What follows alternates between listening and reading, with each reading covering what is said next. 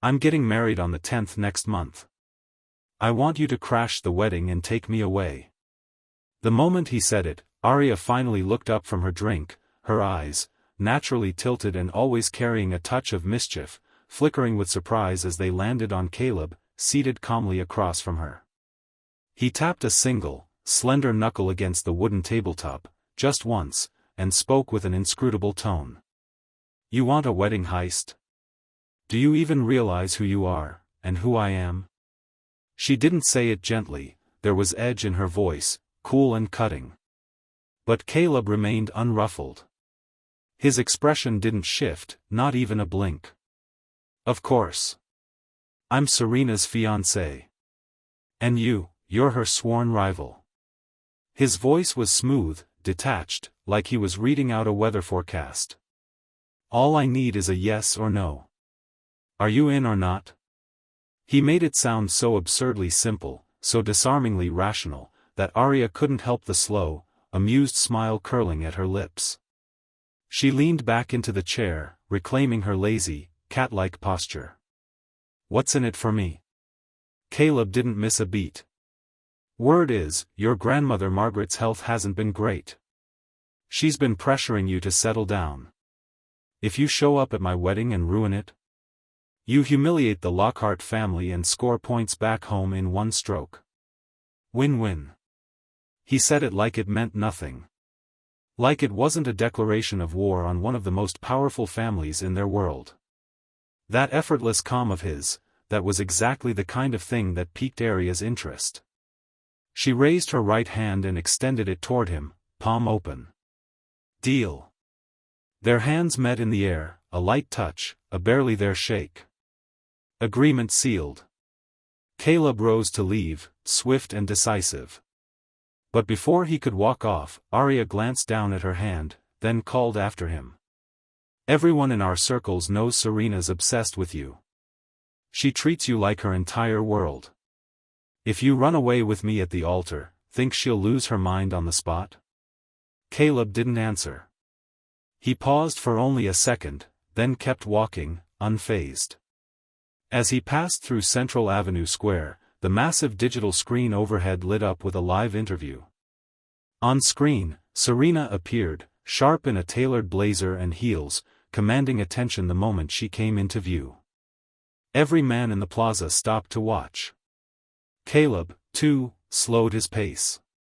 He stood still, listening to her voice wash over him. Interviewer, Ms. Lockhart, why the rush to acquire Fleur Vi? Serena, well, I just proposed to my fiancé. I needed a top-tier floral design team for the wedding. Interviewer, we've also heard Lockhart Group recently bought out dozens of snack factories. Is this part of a broader strategy? Serena, not at all. I bought them because those are my fiancé's favorite snacks. She smiled when she said it, calm, confident, utterly besotted.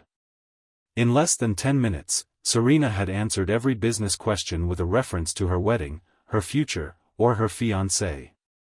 It was shameless. Unapologetically romantic. The entire crowd could feel it. Serena Lockhart, the iron-fisted CEO who ruled boardrooms without blinking, was hopelessly, helplessly in love.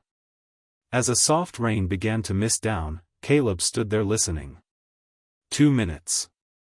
Then he turned away without a word and stepped quietly into the nearest storefront. Just as he stepped through the door, Caleb's phone began to ring. He picked it up and immediately heard Serena's voice, soft, tender, brimming with affection. The housekeeper said you went out? It's raining. Where are you? I'll come get you. He tightened his grip on the phone slightly, holding back for a long pause before replying. Don't you have an important meeting today? You should focus on work. I'll just call a cab. There wasn't even a second of hesitation before she replied. No way. Nothing's more important than you. Send me your location, I'm on my way. Caleb didn't argue further. After the call ended, he sent her his location. Almost immediately, 2 new messages popped up on his screen. They were from a private investigator he'd hired a few weeks back. Ms. Lockhart didn't go to the office today. She went to the hospital, with a man.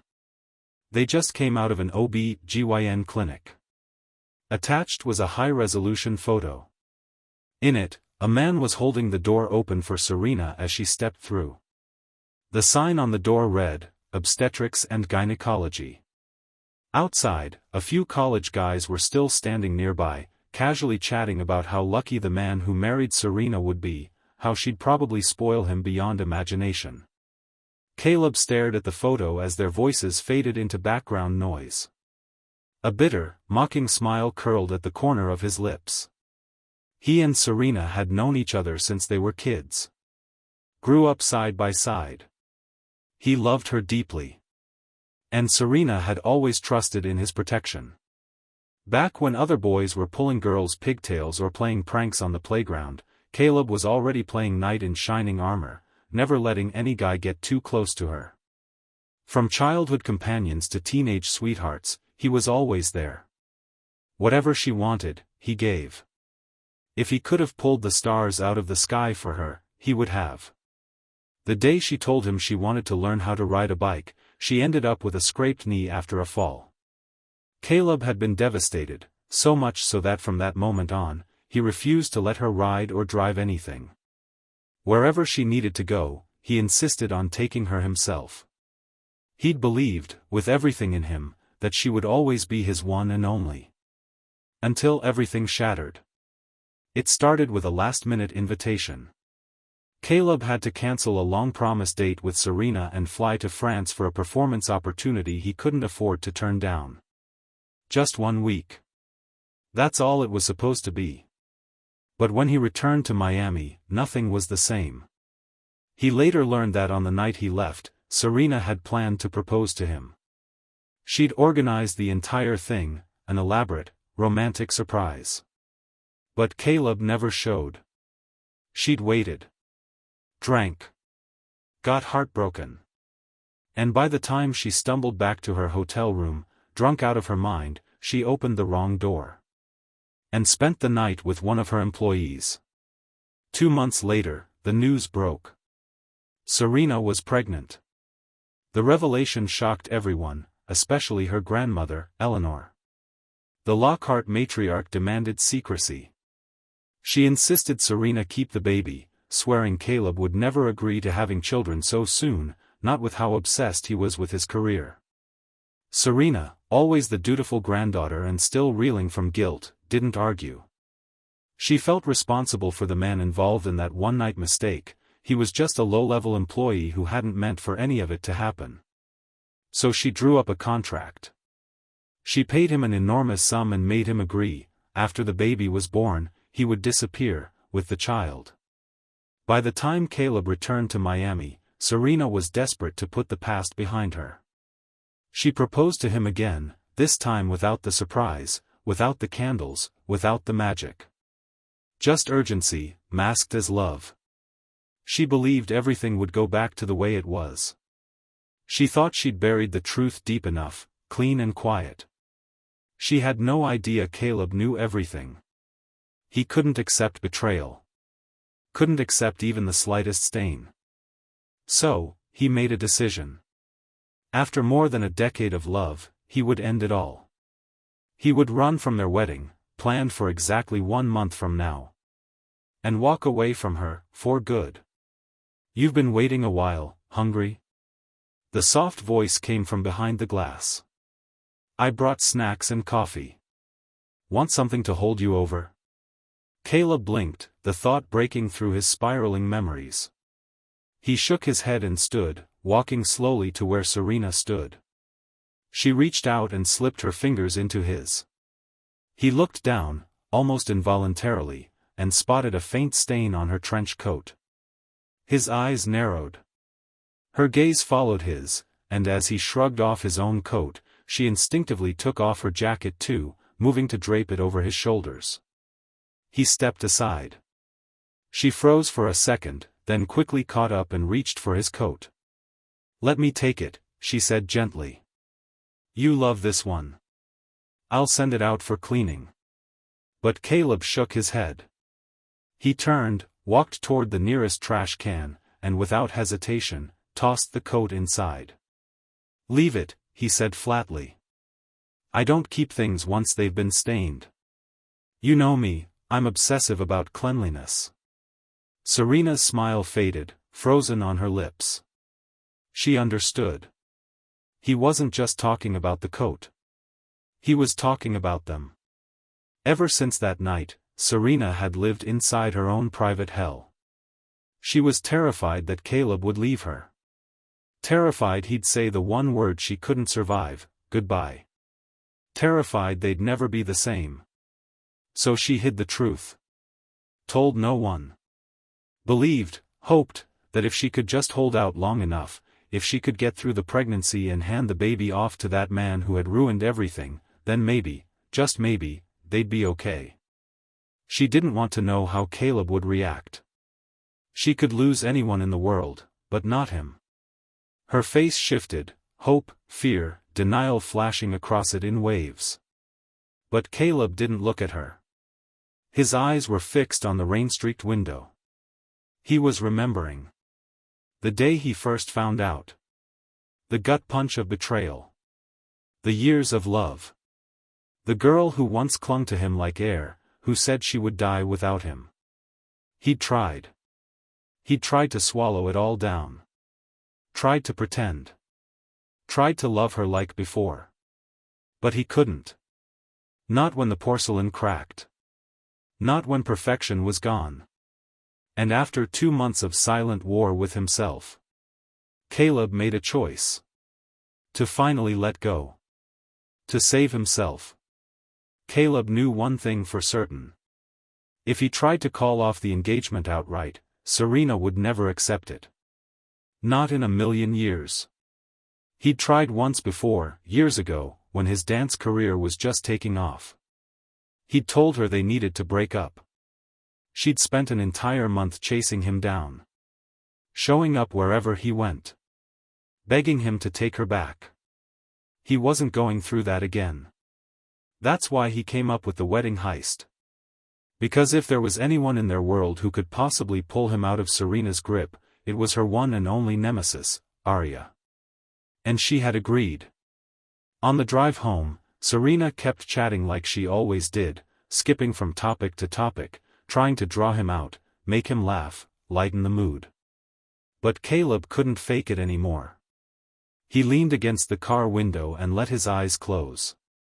When he woke up, he was in bed, tucked under the familiar sheets of his bedroom.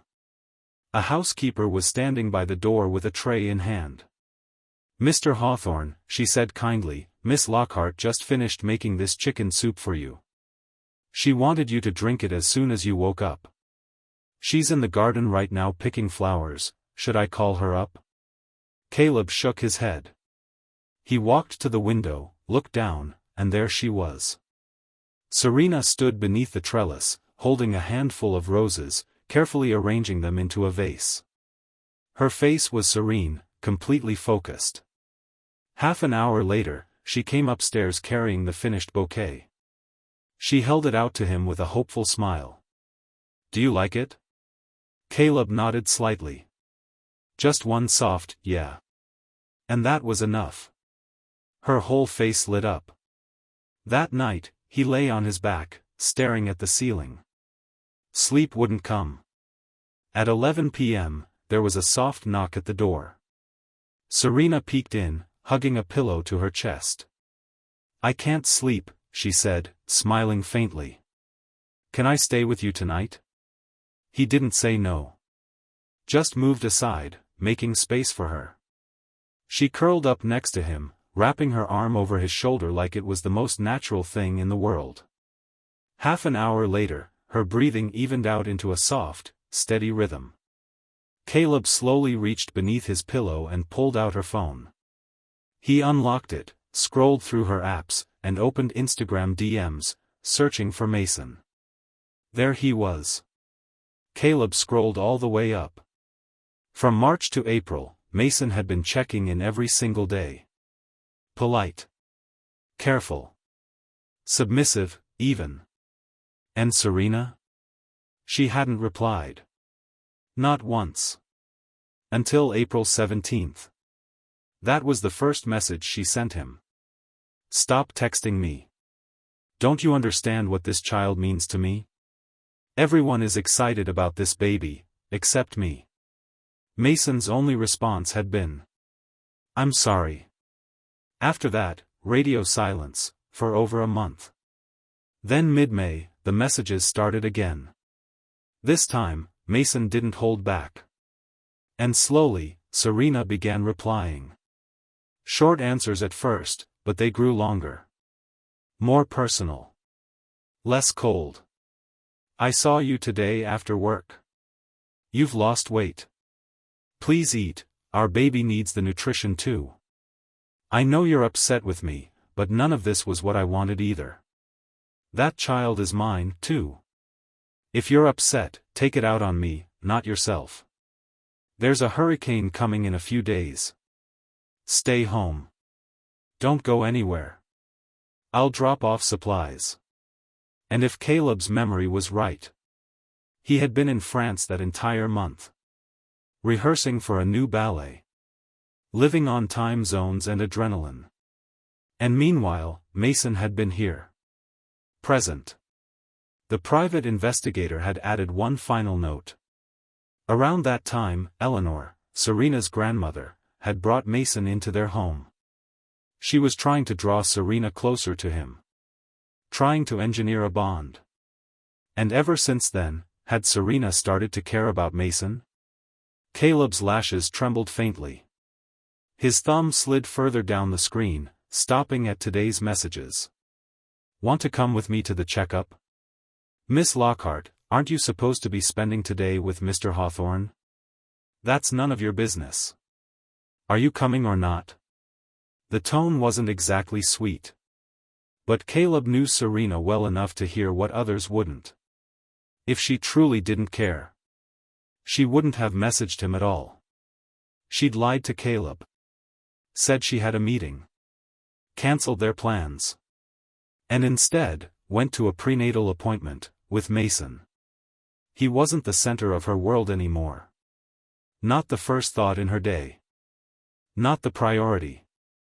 Caleb turned his head to look at the woman sleeping beside him, a bitter smile curling at his lips. He tapped over to Mason's profile. Scrolled through his public posts. 3 months worth of updates. 24 captions. Close to 100 photos. Each one chronicling the tiny, intimate progress of their baby. The most recent posts had started to include Serena, too. Photos of her behind the wheel, eyes focused on the road. One of her frowning as she read over a sonogram report. Another where she looked torn between 2 baby onesies in a store aisle. Image after image. Moment after moment. And each one hit Caleb like a punch to the ribs. If that night had been a mistake, an accident, a moment of drunken chaos. What was all this? What were these gentle looks, these shared errands, these moments? Also an accident? Also a mistake? He couldn't breathe. He returned her phone to its place beneath the pillow. And the next moment, Serena, still dreaming, instinctively nestled closer. Slipped into his arms. The same arms she'd once run into like they were home. But now? Now, that embrace felt suffocating. Caleb inhaled slowly. Then gently pushed her away. Serena. One more month. Just one more month, and I'll finally be free. The next morning, after breakfast, Serena lingered at the table, smiling up at him with a childlike glint in her eyes. Caleb, half distracted, asked casually. Not heading in today? She grinned and threw herself into his arms, pressing her cheek into the crook of his neck. I don't want to go to work. I just want to stick to you all day. You've got the next few days off, come to the office with me. That way I can see you whenever I want. You're the only thing that makes work even bearable. The housekeeper nearby blushed, turning away and covering her face with both hands at the sheer syrupy sweetness of it all. Caleb didn't flinch. Didn't smile. He simply nodded. Sure. Because truthfully, he did want to go. He wanted to see Mason with his own eyes. When they arrived at the Lockhart Group Tower, Serena didn't take the CEO's private elevator. Instead, she scanned her employee badge and pressed the button for the 17th floor. "There's a partnership meeting with the strategy team this morning," she said breezily. "Thought I'd sit in." She kept chatting, leading the way through the hall. Caleb said nothing. He followed silently. Watching. Listening. Waiting. Caleb may have never worked in corporate. But even he knew. If this were a real high-stakes partnership, the meeting would be held in one of the top-floor boardrooms. Not on the 17th floor. Then he remembered. Last night, while scrolling through Mason's Instagram, he'd seen a selfie, Mason wearing a strategy department badge. And in that moment, everything clicked. This wasn't about a partnership. This was about him. The moment the elevator doors opened, a voice exploded from inside the room. "I asked for an iced Americano. What the hell is this? How do you screw up a basic coffee order? God, you look like an idiot and clearly think like one too. What kind of company hires someone like you? Can't you assign someone decent, smart, attractive, competent, to greet your guests?" Caleb watched Serena freeze beside him. Her brow furrowed immediately. She recognized that tone, ugly, arrogant, entitled.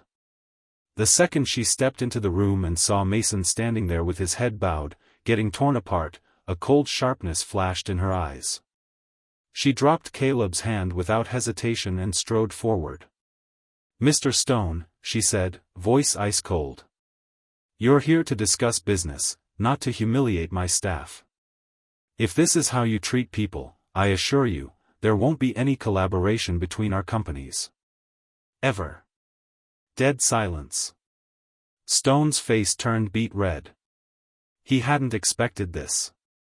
Serena Lockhart, CEO, heiress, Ice Queen, was chewing him out over an intern. He sputtered, tried to recover, but the entire room was now buzzing in hushed disbelief. Behind her, Caleb stood quietly, letting the murmurs wash past him. But his eyes stayed fixed on Serena. She didn't even blink.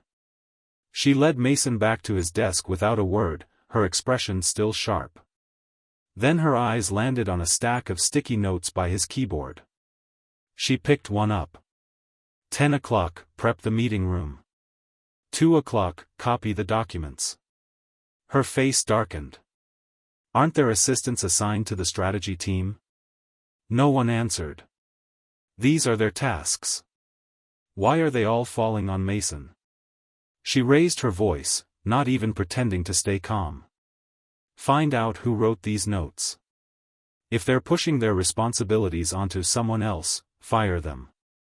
All of them. Gasps echoed around the room. Half the staff turned pale. No one dared to breathe. Mason looked stunned. Then, grateful.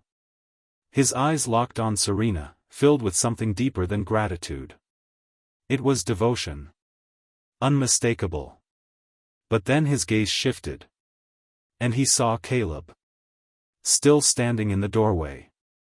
Still watching. And just like that, the glow in Mason's eyes vanished. Snuffed out like smoke. Caleb held his stare for a beat. Then turned away without a word. And walked out. Serena searched the building for almost an hour before she found him. He was alone on the rooftop, the breeze rustling his shirt sleeves, his expression unreadable. She saw his face and her heart sank. She knew. It had to be the scene from earlier. Wrapping her arms around him from behind, she whispered. Please don't take it the wrong way. I just can't stand watching someone get bullied at work, that's all. Caleb let out a soft laugh. Not a warm one. Not forgiving. It was sharp. Dry. Laced with something venomous. And suddenly, he felt the urge to say it. To say everything. To tear the mask off her carefully preserved story. But in the end, Caleb held back. His voice was quiet, almost gentle. I'm not misunderstanding anything. I just needed some air. What you said earlier, standing up for your staff. That's the right thing to do. Serena let out a breath she hadn't realized she was holding. Her grip around him loosened slightly. She smiled again, tugging at his arm to lead him back downstairs. At lunch, Serena listened as her assistant read through the day's schedule. There's a charity auction tonight, will you be attending? Yes. Have the organizers send over 3 invitations. 3? The assistant paused, glancing briefly at Caleb, unsure if she'd misheard. Serena caught the look and turned as well, her eyes landing on Caleb's calm, unreadable face. She smiled. Mason had a rough morning. Looked like he was going to cry, poor guy. It's just a social event. I figured it'd be good for him to get out, see something new. I've got meetings all afternoon. If you've got time, would you mind showing him around? Help him kill a few hours. The words were gentle. The tone was breezy. But everything about it reeked of something else. Unnecessary kindness. A poorly crafted excuse. And eyes that wouldn't quite meet his. She was lying. And Caleb knew it. But still, he didn't call her out. Just nodded. Sure. The rest of the afternoon, Mason followed Caleb like a shadow. They started with a tailor, 2 designer suits. Then a boutique for watches. Then a grooming salon, where Mason sat still while a stylist gave him a fresh cut and light makeup. They barely exchanged a word. Caleb led. Mason followed. Like a wind-up toy with no voice of his own. Not once did Mason offer an opinion, or object, or even ask why. He simply let himself be shaped. Molded. And when Serena arrived, fresh from her meeting, Mason was just rising from the chair, adjusting the collar of his suit. For a split second, Serena's eyes lit up. He looked good.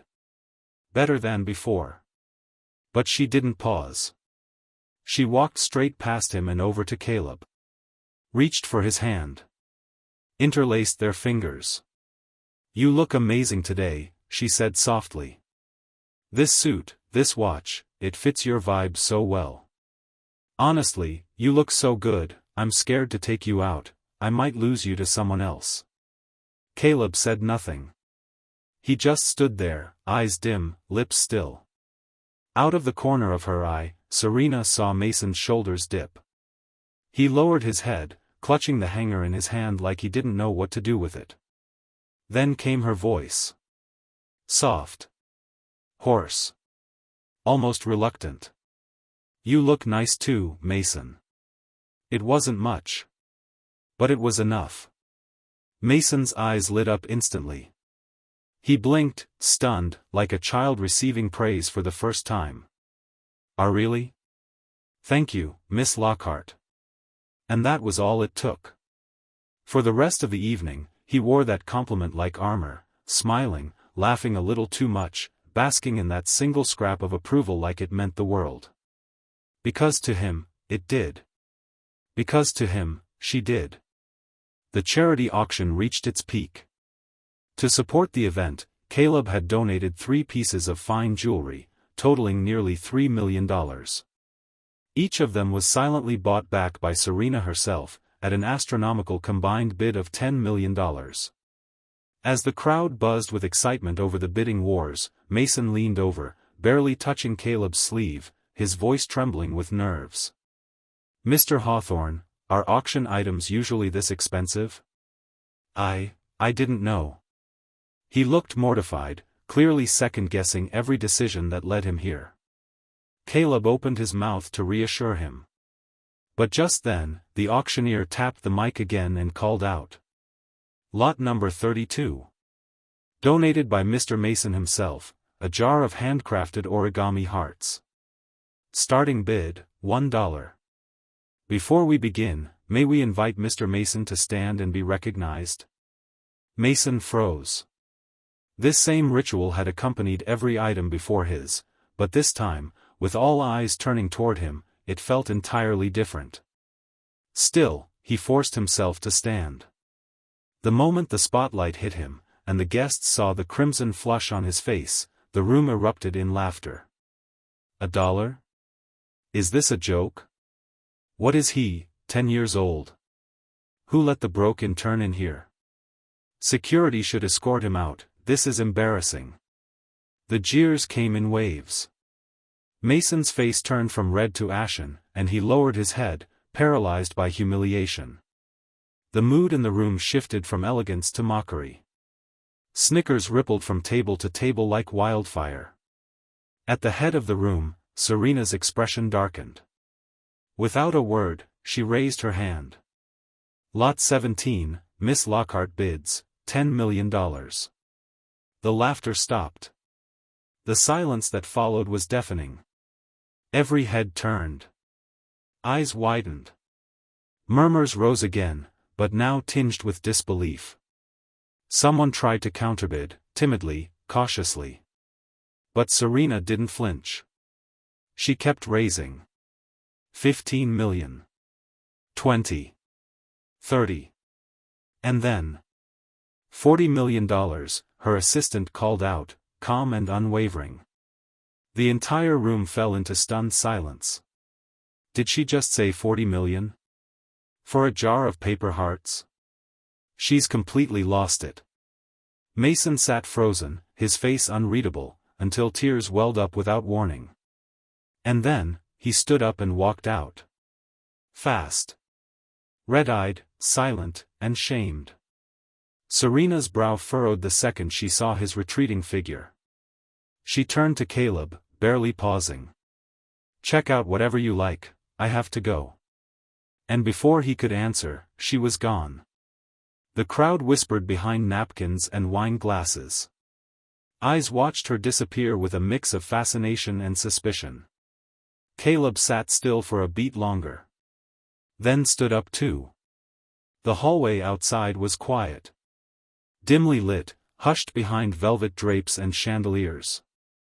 But even from a distance, Caleb could hear Mason's voice.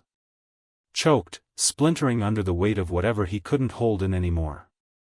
He was crying. Miss Lockhart, please don't be this kind to me. Mason's voice was low, trembling. The more you care, the more afraid I become. Because I know, in the end, I have to give you back to Mr. Hawthorne. Just the thought of that day, it hurts. But I can't fight it. Because you were never mine to begin with. Serena's brows snapped together, her expression darkening.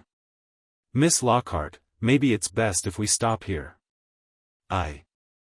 Before he could finish the sentence, before he could say the words she refused to hear.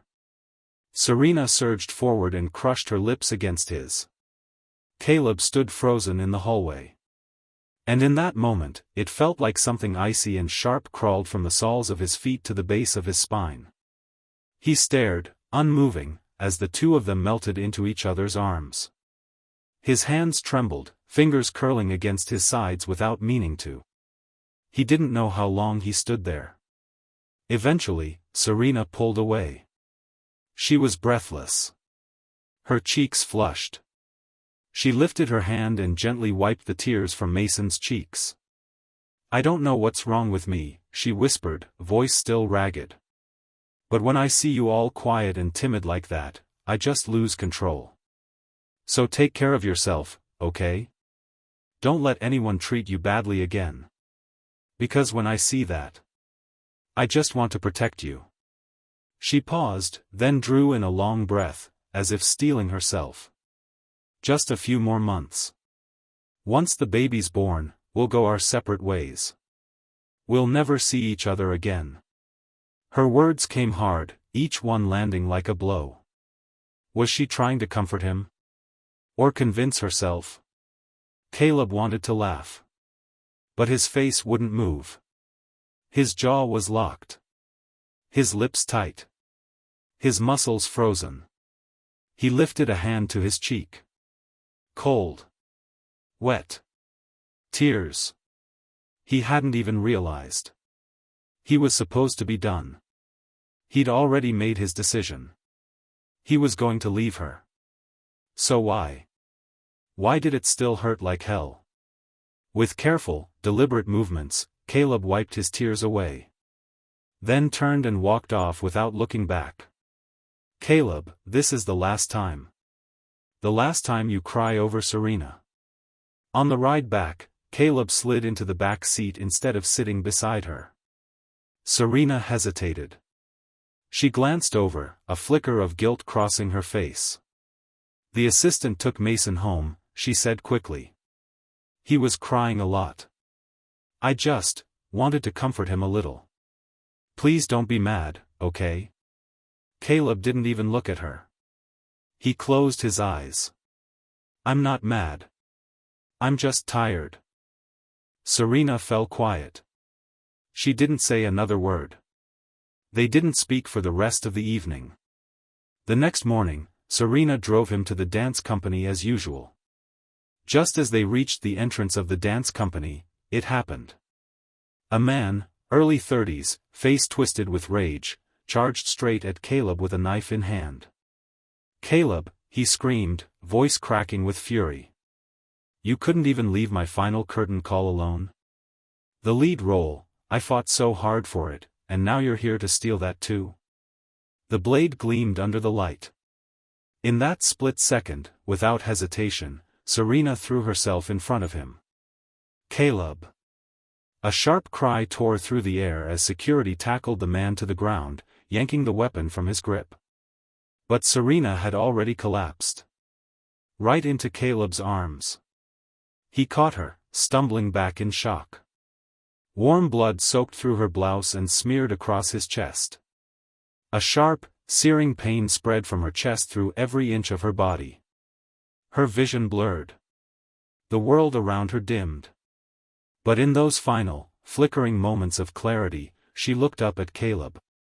His eyes wide with terror, disbelief carved into every line of his face. She raised a trembling hand, pressed her palm gently over his eyes. And with a soft, broken whisper. She said not, it hurts, but. Shoo, don't be scared. The ambulance arrived within minutes. They rushed her into surgery. For 2 hours, Caleb sat outside the emergency room, frozen in place. He didn't move. Didn't speak. Barely breathed. Finally, the doors opened. A doctor stepped out, eyes heavy with fatigue, voice edged with awe. She's going to be fine. The operation was a success. But if the blade had landed just a few millimeters to the left, it would have pierced her heart. There would have been no saving her. He paused, then added quietly. She didn't hesitate for even a second, Mr. Hawthorne. Took that knife for you without blinking. That woman, she loves you in a way most people only dream of. Caleb's shoulders, tight and stiff for hours, finally loosened. He didn't speak. He simply looked down at his blood-stained shirt. At the deep, dark blotch soaking through the fabric. And stared. 10 minutes later, his phone rang.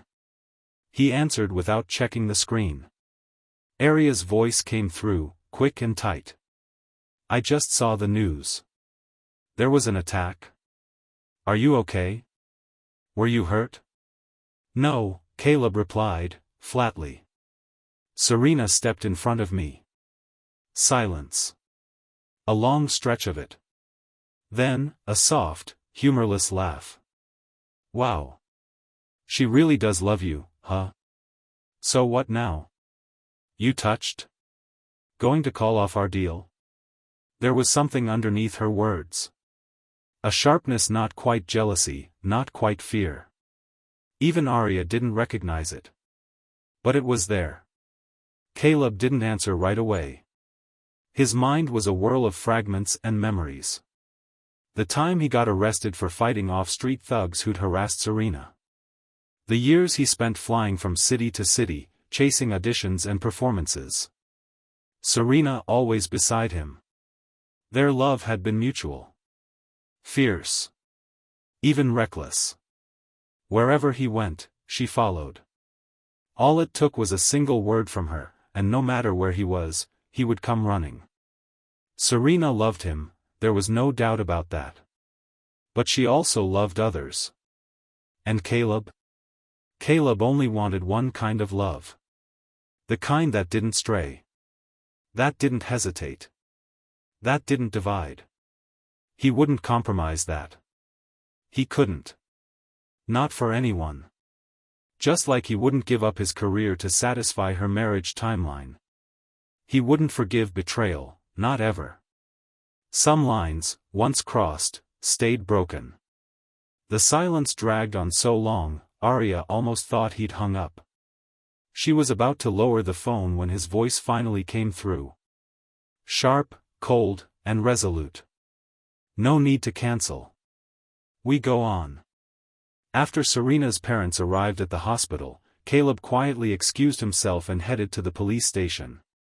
By the time the paperwork and statements were done, it was already past 4 p.m.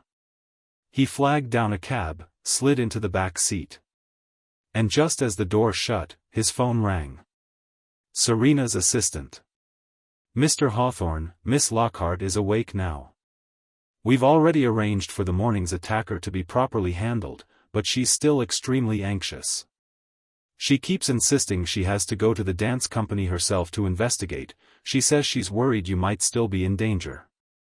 The voice on the other end lowered. The doctors say she's seriously injured and needs full bed rest.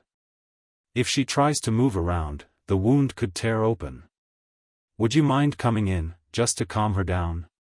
Caleb gave a quiet yes and changed directions, giving the driver the hospital's address. Just as he reached the door to her room, a familiar voice made him stop. You're badly hurt.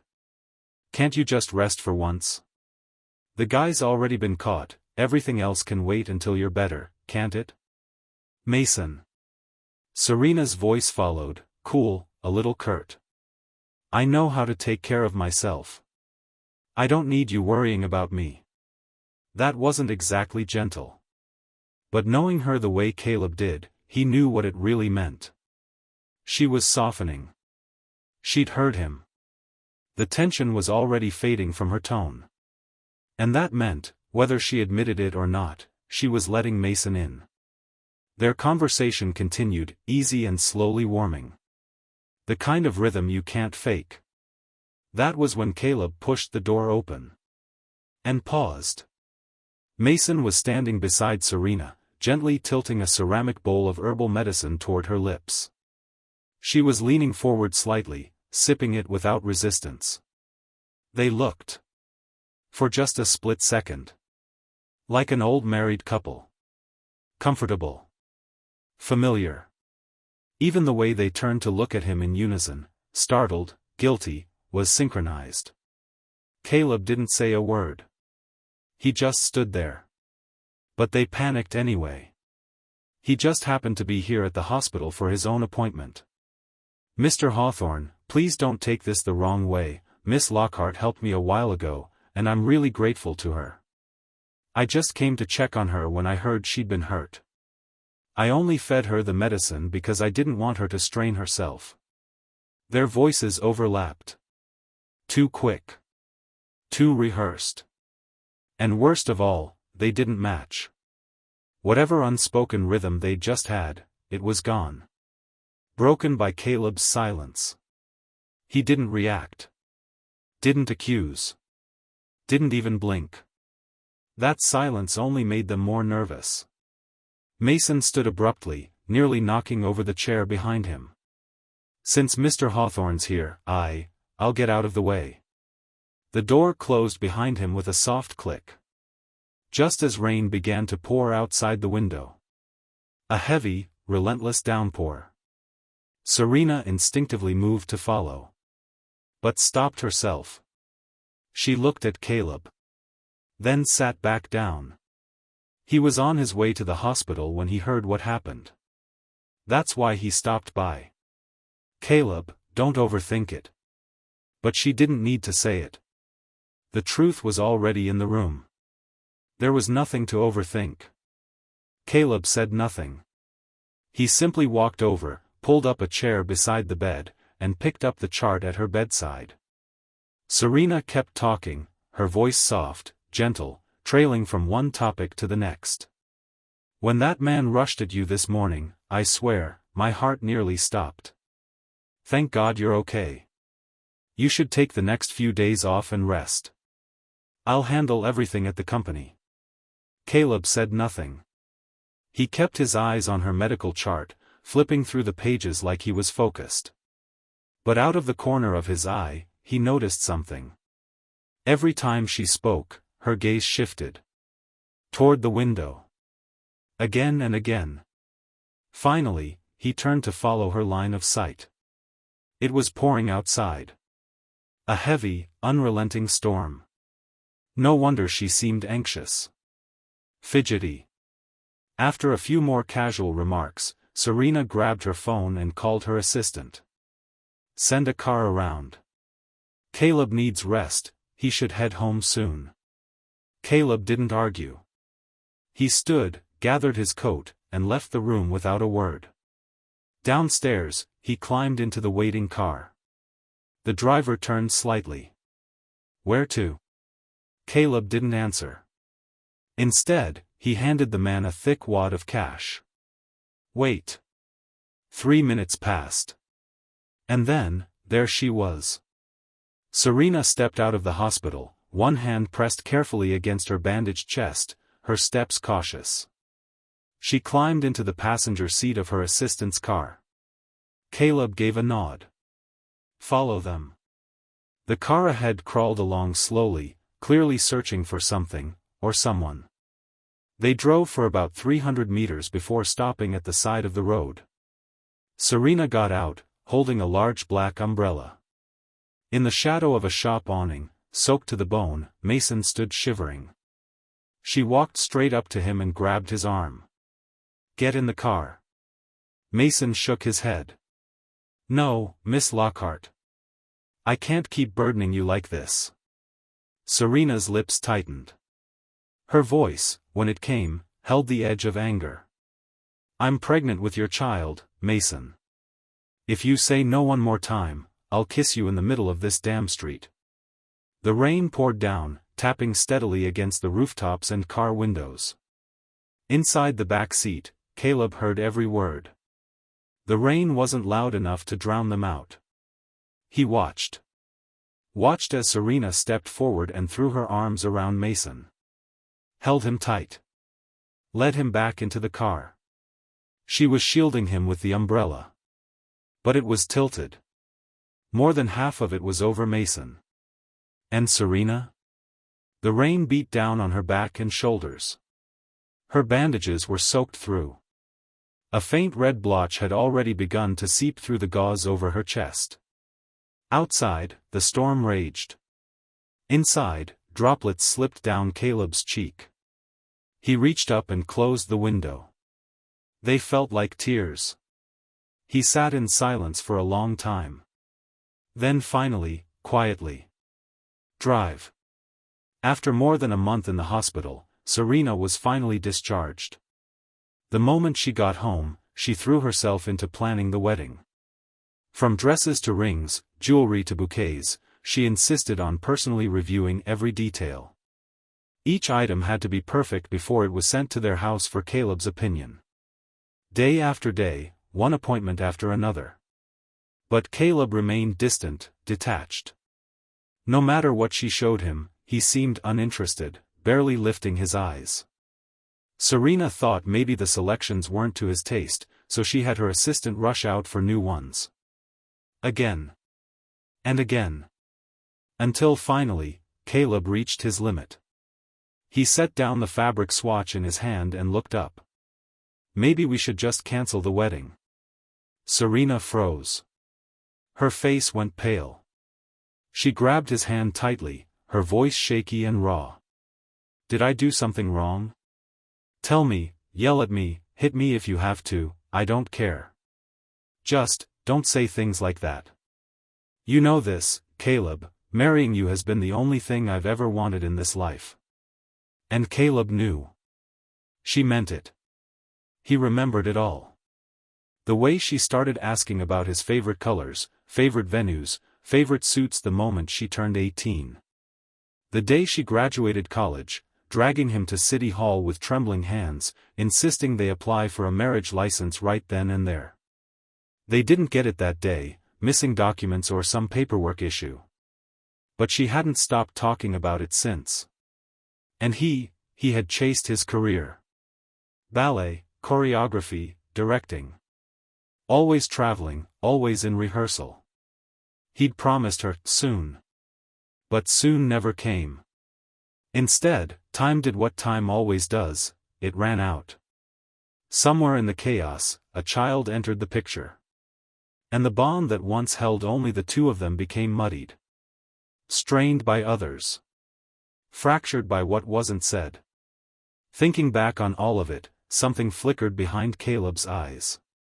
A shadow of something that might have been regret. His gaze dropped. His tone was flat. "You know, dancing is everything to me. It's what I've devoted my whole life to. I travel constantly. I'm locked in rehearsals for months. I can't give you the time you want." Serena shook her head, tears welling, voice caught somewhere between pleading and panic. "I've waited this long, haven't I? I can wait longer. Just marry me, Caleb. That's all I want. I don't care how long it takes, I just want you." He looked at her. At her unwavering eyes. At her fear. And he knew then, she wasn't hearing him. She couldn't. She was too deep in her hope. So he smiled faintly. "Don't worry.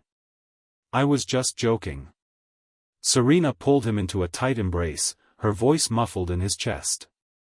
"Don't joke about that. I would die." Caleb closed his eyes. No reaction. No emotion on his face.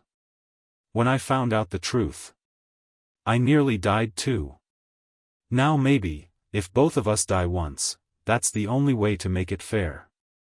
Maybe it was the way Caleb had casually mentioned canceling the wedding that finally broke her. In the days that followed, Serena stopped going to work altogether. She clung to him, nearly everywhere he went.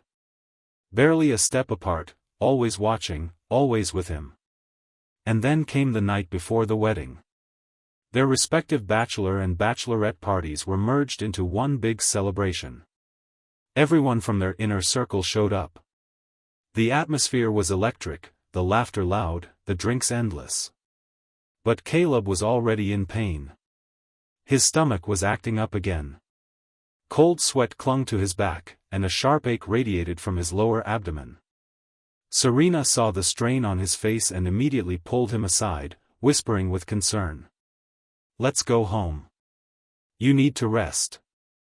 But before they could make their escape, a group of friends surrounded them with loud protest. "Come on. You're not leaving yet, we haven't even started drinking. This is your last night as a free man, Caleb. We came here for you, don't be such a buzzkill." No matter how Serena tried to explain, or how Caleb insisted, the group wouldn't take no for an answer. Eventually, Caleb gave in with a weak smile and eased himself back onto the couch. Serena quickly called her assistant. "Bring warm clothes and his meds, right now."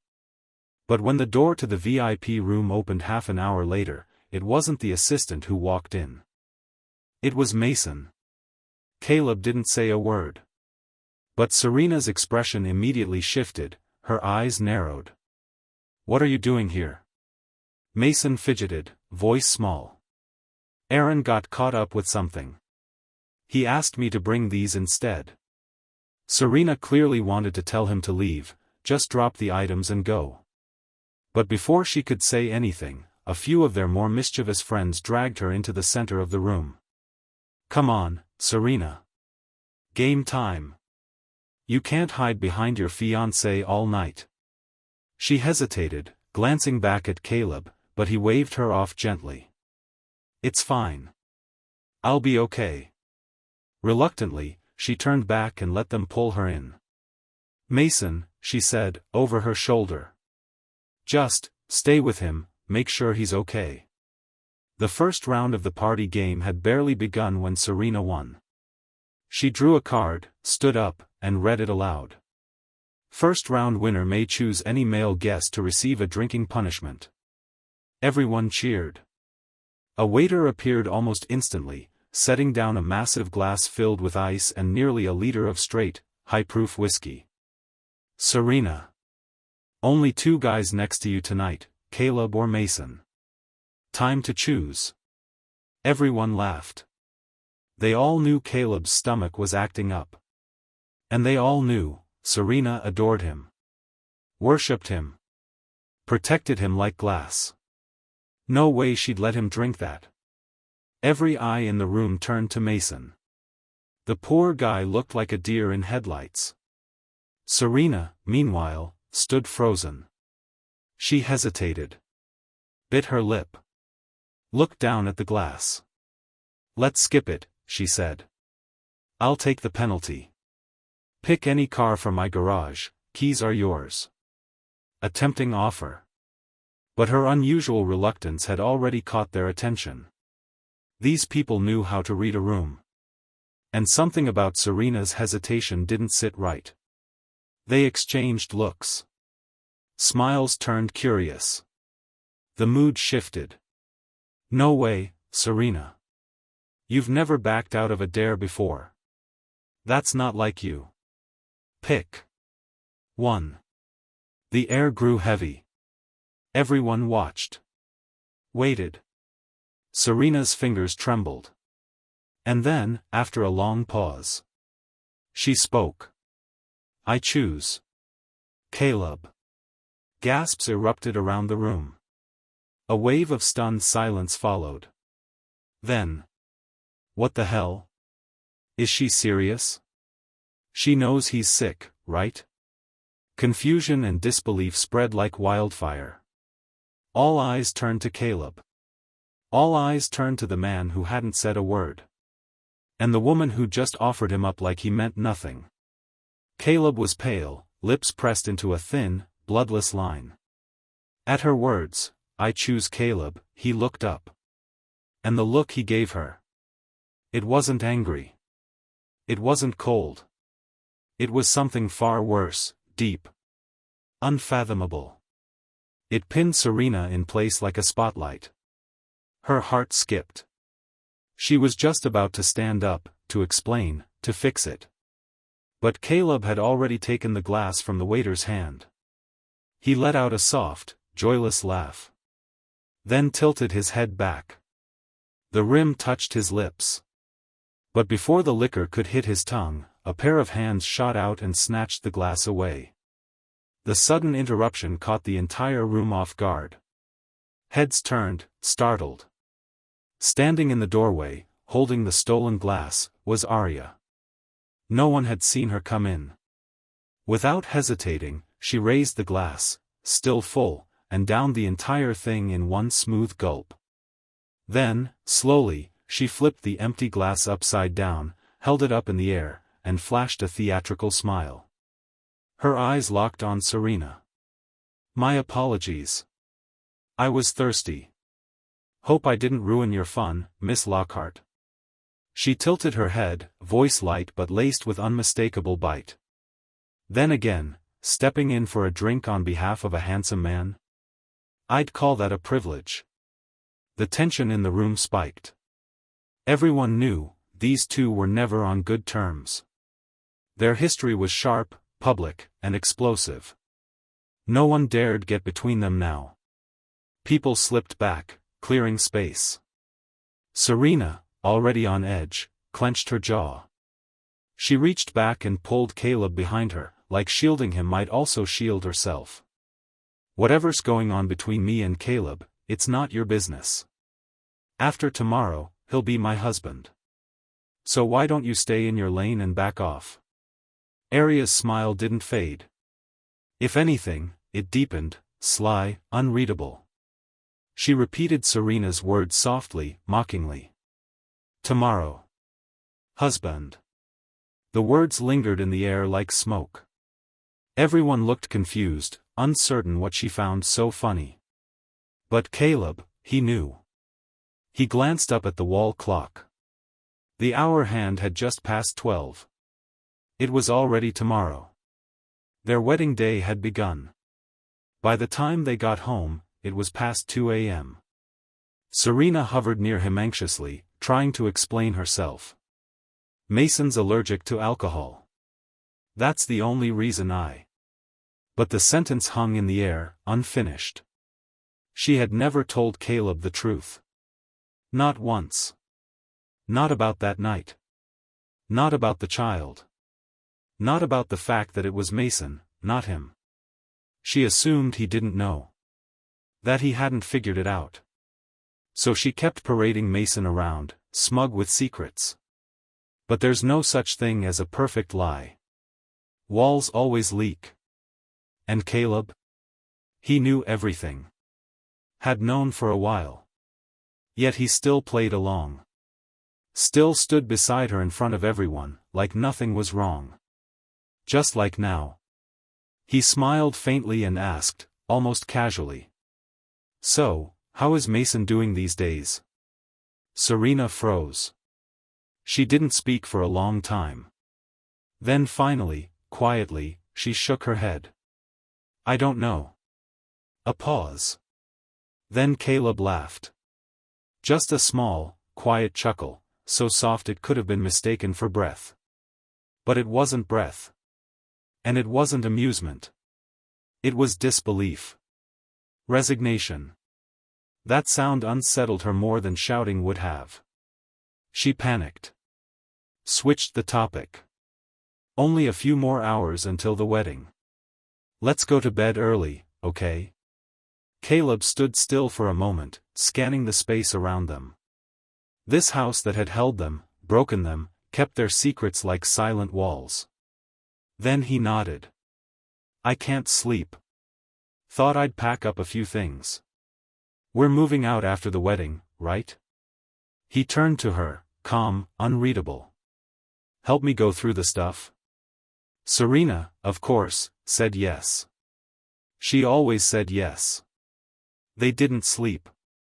All night, Caleb and Serena sat on the floor of their home, going through every piece of their shared history. Photos, handwritten notes, plane tickets, keepsakes.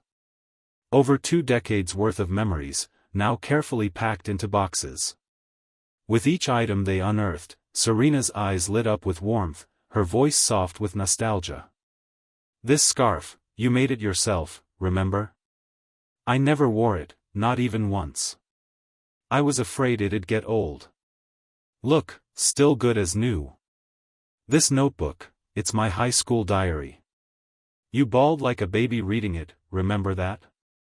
These plane tickets, I saved every single one. Back then, we were flying between 3 countries in 2 days. You were so tired you could barely keep your eyes open. She laughed gently at the memories, her gaze filled with a kind of sweet, innocent joy. But across from her, her boy never smiled. Not once. They packed dozens of boxes. Lined the entire living room wall to wall. Their lives, reduced to cardboard. By sunrise, the illusion of togetherness had never been more fragile. They were supposed to separate now. The bride and groom, off to get ready in their respective homes. Serena would go to her parents. But she couldn't seem to let go. She wrapped her arms tightly around Caleb before she left, pressing her cheek against his. I don't want to leave you, she whispered. But it's okay, just a few more hours, and I'll be your wife. Promise me you'll never leave me. If you do, I swear, I'll die. He let her hold him. Eyes downcast. Silent. Because he couldn't promise her. Not anymore. Because today, was the day they would end. As her car pulled away from the estate, the housekeeper approached. Sir, what should we do with all the boxes? Caleb didn't even turn around. He was already walking up the stairs. Burn them, he said flatly. The wedding, meticulously planned for nearly 3 months, began beneath a sky filled with flower petals and confetti cannons. Music swelled. Guests applauded. Everything unfolded like a fairy tale. Serena's father, Arthur, stepped out with her on his arm. Gasps rippled through the crowd. Whispers followed. "I thought this was going to be some elaborate couture gown. That dress is so simple. You don't get it. Miss Lockhart has unique taste, clean silhouettes, minimalism. She's always been like that." The murmurs reached Serena's ears, but she didn't care. She walked down the aisle with calm pride. Beneath her veil, her eyes were locked on Caleb. Love glistened behind every blink. Her hair was swept back in a clean updo. No extravagant tiara, just a delicate ring of white blossoms. The gown, vintage-inspired, minimalist satin that grazed just above her ankles. Her shoes, soft-heeled, pearl-accented, chosen not for height, but for comfort. When she first showed him this look, Caleb had voiced doubts. But now, framed by the soft golden lighting, surrounded by understated elegance, she looked flawless. To her, this moment was the culmination of a lifetime of love. After all these years chasing his shadow, she had finally arrived at his side. She had finally become his bride. Or so she believed. Serena could hardly breathe. Her heart felt like it was about to burst from her chest. The moment she had dreamed of, prayed for years was finally here. She reached out and took Caleb's hand, standing with him under the spotlight. Behind them, the officiant's voice rang out, steady and clear, beginning the ceremony. Step by step, the ritual unfolded. Each vow, each tradition, another stone on the path to forever. And then, the rings. Caleb lifted the band first. He slipped it gently onto her finger. The priest recited the vows behind them, and Serena, unable to contain her joy, blurted out her response before he even finished. "I do." Her voice shook with excitement, drawing laughter from the guests. Even Serena smiled, a blush blooming across her face. Then it was her turn.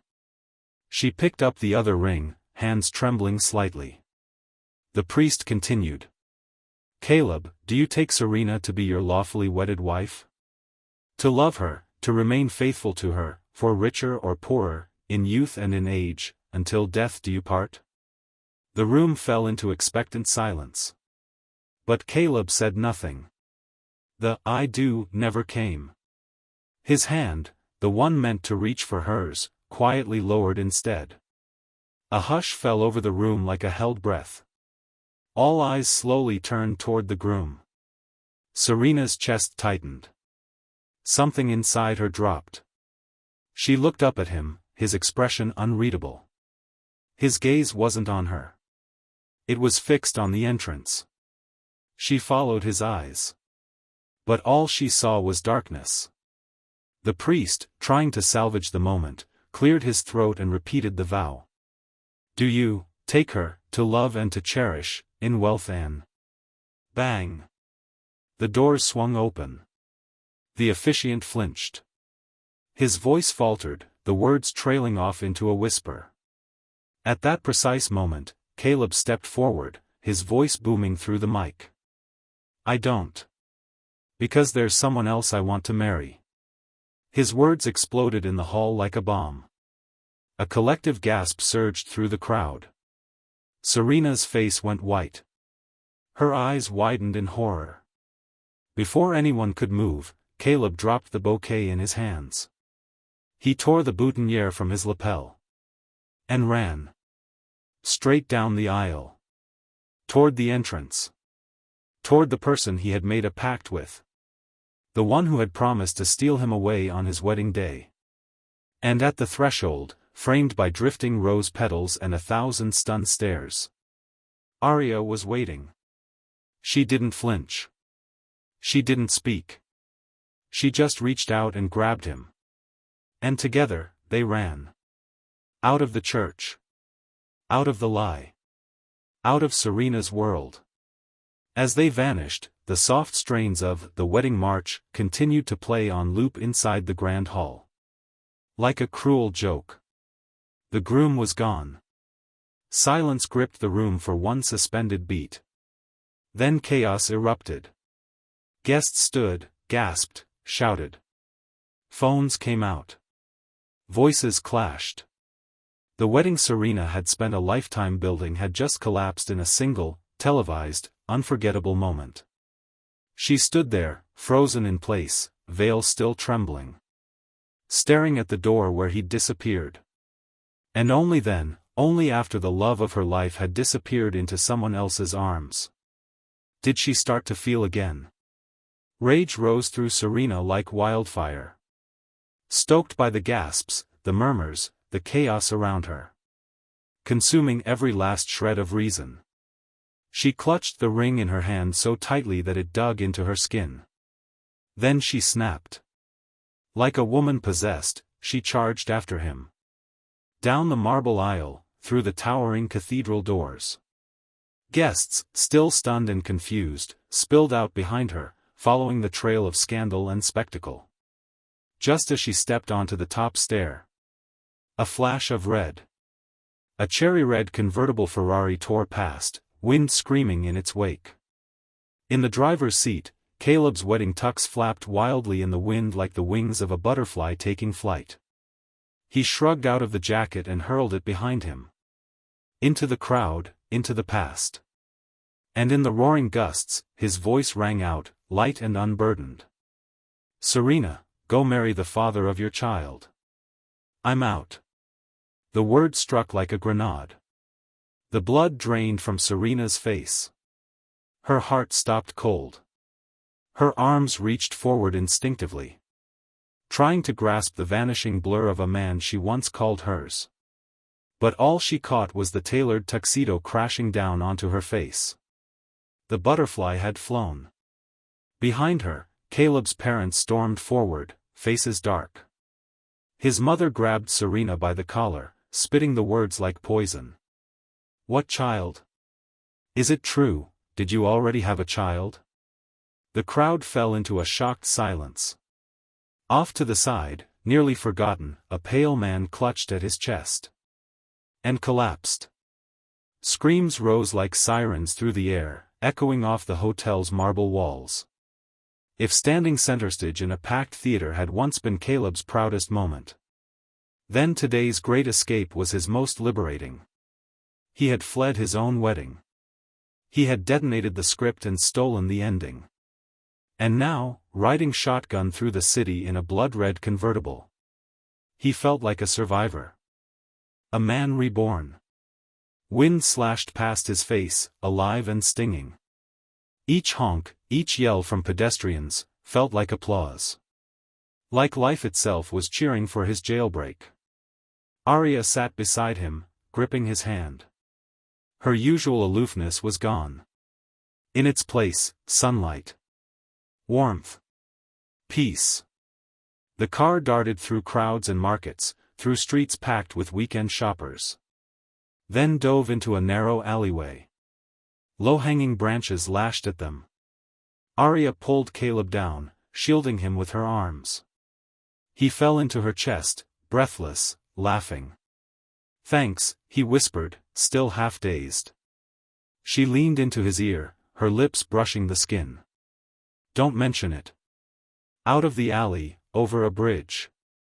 And finally, the car skidded to a stop in a wide-open square, the city stretching before them like a blank page. Up front in the driver's seat, Jasper turned around with a grin, stretching a hand toward Arya. Mission accomplished on behalf of Miss Beaumont. I now formally request payment. Without a word, Arya tossed him a ring of keys. Then she leaned over, grabbed a fresh jacket from the passenger seat, and lifted it up toward Caleb. Seeing the famously untouchable Miss Beaumont acting like a dutiful wife, Jasper howled with delight. Well, well, well. Is that the Ice Queen herself, dressing her man? Beaumont, the legend? I swear, if I got this on camera, people would think it was CGI. Arya lobbed the shoebox at his head with a smile that didn't reach her eyes. Scram, idiot. Jasper ducked, laughing, and leapt out of the car, jogging backward while waving. All right, I'm gone. Don't let me hold you up. Happy wedding night, lovebirds. That last line, happy wedding night, snapped Caleb out of his adrenaline high like a slap. His smile faded. Eyes narrowing, he glanced at Arya. Wait, we're not actually married yet, are we? Arya laced her fingers through his and raised her other hand, pointing toward the skyline ahead. Not yet, she said, but we're about to be. Caleb followed the direction of her finger. At the end of the avenue, looming over the square, stood City Hall. Of all the places he'd imagined ending up after fleeing his own wedding, this wasn't one of them. Yes, he'd told Arya he'd marry her if she helped him escape. But in his mind, that meant eventually, after some time together. After breathing room. After seeing where they really stood. So he hesitated. Just slightly. Now, he asked. You want to do it now? Arya's grip tightened around his. What else would we be doing here, she said, as if the answer were obvious. Caleb searched her face. Don't you think we're rushing this? At that, Arya gave him a long, amused look, one that said she'd seen right through his hesitation before he'd even voiced it. Then she leaned in, standing on tiptoe to meet his eyes. I just want to make sure, she said with a smirk, that you don't go running off with someone else before I've got the paperwork signed. She said it playfully, but there was a bite underneath. It struck Caleb hard, because that's not who he was. And he needed her to know it. I'm not the type who breaks promises. I know, she replied with a nod. That's why we're doing this. She tugged his hand again. Come on. Still, he hesitated. So she turned, one foot already on the steps to City Hall, and threw out her final card. Look, Serena's a maniac. If we don't get this marriage certificate today, she might show up at my apartment tonight with zip ties and a tranquilizer gun. That made him laugh, but it also worked. Because with Serena? He couldn't rule it out. The hesitation vanished. He grabbed Arya's hand, and they ran, up the steps, into the building, hearts pounding with something between dread and exhilaration. Only once they stepped inside the echoing marble lobby did Caleb blink and ask. Wait, we didn't bring anything. Are we just gonna wing a wedding with empty hands? Arya calmly pulled a folded stack of papers from her coat pocket. License forms, IDs, everything already signed and sealed. She handed it to the clerk with a practiced flick of her wrist. He blinked in disbelief at the sudden appearance of his documents. Where the hell did you get my ID? Without a shred of guilt, Arya spilled the accomplice's name like it was nothing. Nate. I told him you wanted me to crash the wedding. He said he couldn't bear to watch you jump into the Lockhart family's pit of vipers, so, he helped. So that's what that was. Caleb remembered now, how Nate had insisted on handling his luggage before they left. He wasn't helping. He was lifting the documents. Everything suddenly made sense. Now, standing in line at the marriage registrar's office, Caleb in a tux with wind-tousled hair, Arya in a simple but arresting wedding dress, they looked more like a movie poster than a real couple. A few employees couldn't resist whispering. Arya, with her uncanny hearing, picked it up at once, and nearly lost it. Caleb noticed the shake of her shoulders and raised a brow. What's so funny? She leaned down and whispered in his ear, voice brimming with laughter. They're pulling up that news photo of the runaway groom and trying to match it to your face. Caleb froze. His mind jumped back to the sea of cameras waiting outside the hotel. He'd run straight into the media frenzy. Every angle of his escape had probably been broadcast on the evening news by now. His ears flushed a deep crimson. Arya's grin widened. With a faux serious air, she offered, Mr. Hawthorne, if you're feeling overwhelmed, I do have a very exclusive safe house. It's warm, private, and just so happens to be my bed."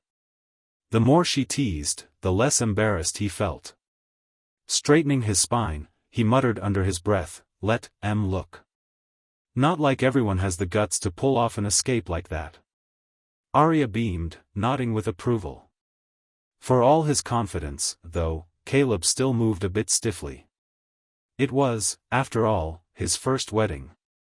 Noticing his unease, Arya reached up and smoothed his hair back into place.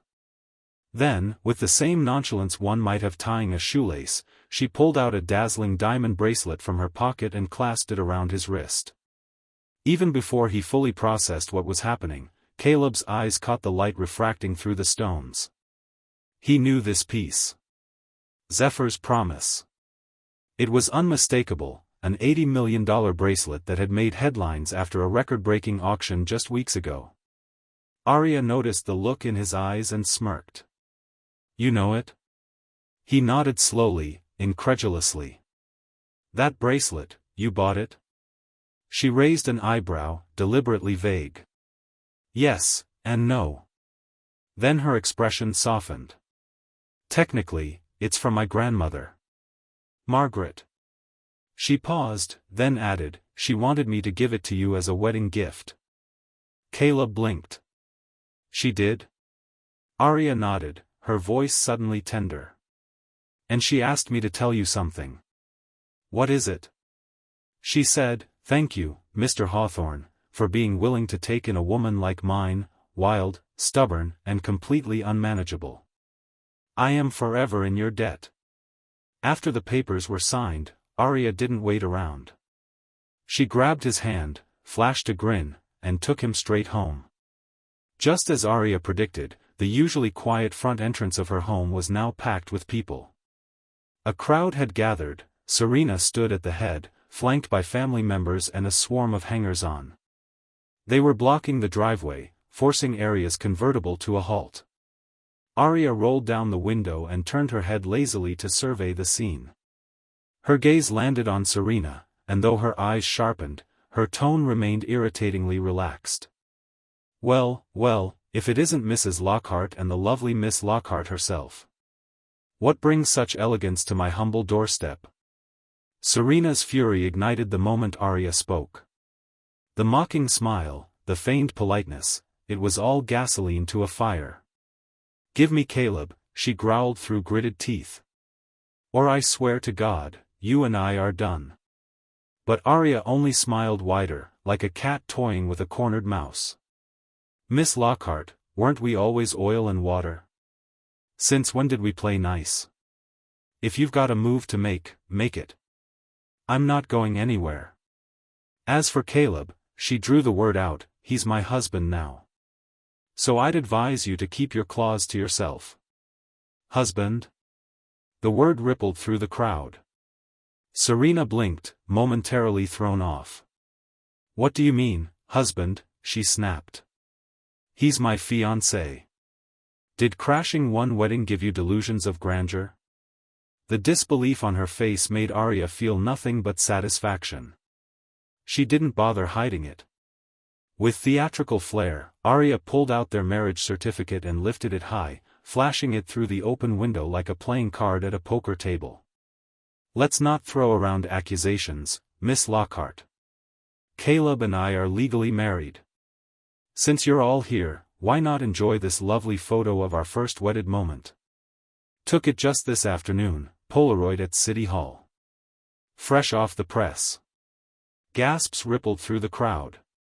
People surged forward, crowding the car window for a better look. But it wasn't the smiling photo of the newlyweds that stole their breath, it was the unmistakable sight of an official marriage license. Whispers erupted. A few of Serena's so-called friends exchanged uneasy looks. "Serena," one muttered nervously, "that license, it looks real." All the color drained from Serena's face. She lunged forward and snatched the document from Arya's hand. Her eyes scanned it again and again, desperately searching for a forgery, a mistake, something. Nothing. It was real. And it broke her. With a strangled cry, Serena tore the license into pieces. The shredded paper floated into the breeze like confetti from a funeral. Inside the car, Arya tilted her head and sighed, not missing a beat. "Oh no, husband," she ripped up our marriage license. "What do we do now?" From the driver's seat came Caleb's calm, deadpan reply. "Didn't we get 2 copies?" Arya lit up with mock realization. "Right." She dug into the glove box and pulled out the second, pristine copy, holding it up like a trophy inside the car. The crowd, stunned into silence, now watched in disbelief as Arya beamed, the certificate fluttering in her hand. "Don't worry," she said sweetly, "we always come prepared." "And now," Arya said brightly, her voice slicing through the stunned silence, "I trust everyone believes Caleb and I are legally married?" She let the question hang, her tone all sweetness with a razor-sharp edge. "Our marriage is none of your business. So why are a bunch of outsiders trying to meddle in things that don't concern them?"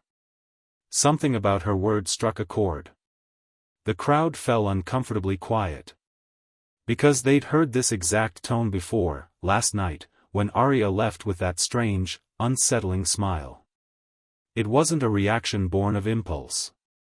It had all been planned. The realization hit like a gut punch: the wedding crash wasn't spontaneous, it was premeditated. And for Serena, that truth cut deeper than the public humiliation of Caleb walking out on her. She peered through the car window, trying to see his face, but all she caught was a glimpse of his profile, his sharp jawline, his slender neck. Pain bloomed behind her eyes as the enormity of it sank in. She stumbled forward, choking on disbelief. "Caleb," she screamed. "You planned this all along, didn't you?" His voice came back calm, composed, unapologetic. "Yes," he said flatly. "I planned it." Arya turned her head with a smile like sunshine and poison. "We actually talked about it while you and Mason were off at your little ultrasound appointment," she added casually. "Remember that day? You picked Caleb up after, and he tossed a trench coat into the back seat? That's the one." It had been over 2 months ago. Which meant Caleb had been planning to walk away long before the invitations were even sent. The truth hit Serena like a freight train. He hadn't just left her, he'd been emotionally gone for weeks. She staggered in place, one hand over her stomach like she needed to hold herself together. Her voice cracked, raw with hurt. "Why? Why would you do this to me? Why didn't you tell me anything?" But Caleb wasn't backing down. The dam broke, and out came the words he'd been holding back for far too long. "Oh really?" His eyes narrowed. "And what about you, Serena? You think just because I was stuck in Paris, I didn't see what was going on? You paraded Mason around in front of me like I was blind." His voice dropped an octave, steady and cutting. "You cared more about him than you ever did about me. You loved him, hell, you still do. So why didn't you just break things off instead of stringing me along?" He took a breath, voice sharpening with each word. "You cheated first. You're 5 months pregnant with his child. So tell me again, why the hell shouldn't I walk away? Why do you get to question me?" Every word landed like a strike of thunder. The crowd, now dead silent, couldn't even pretend not to hear. Serena's mouth fell open. She had tried so hard to keep it a secret. She thought she'd gotten away with it. But he'd known all along. Panic flooded her face. She scrambled to the car window, babbling, desperate. "No, it's not like that. Let me explain. I didn't even know I was pregnant. It was the company's health checkup that found out. My grandmother knew before I did, and she told me to keep the baby. But that only made it worse. Still pushing the blame onto someone else." Caleb's face darkened. He turned away slightly, voice low but resolute. "Of course," he muttered. "It's always someone else's fault. Then he looked her dead in the eye. What about the 3 terminated contracts with Mr. Stone? The 13 people fired from the marketing team? The $40 million bid for a paper sculpture at that auction? The kiss in the hallway? The umbrella you held over him in the rain? The ice wine you handed me while staring at him? None of that had anything to do with you either, right? Serena opened her mouth. But no sound came out. There was nothing left to say. Not in the face of a truth so raw, so brutal, so utterly undeniable. She stood frozen in place, vacant eyes staring into nothing. Her expression was drained of life, her body hollowed out by shock. Off to the side, Eleanor's heart clenched at the sight of Serena like that.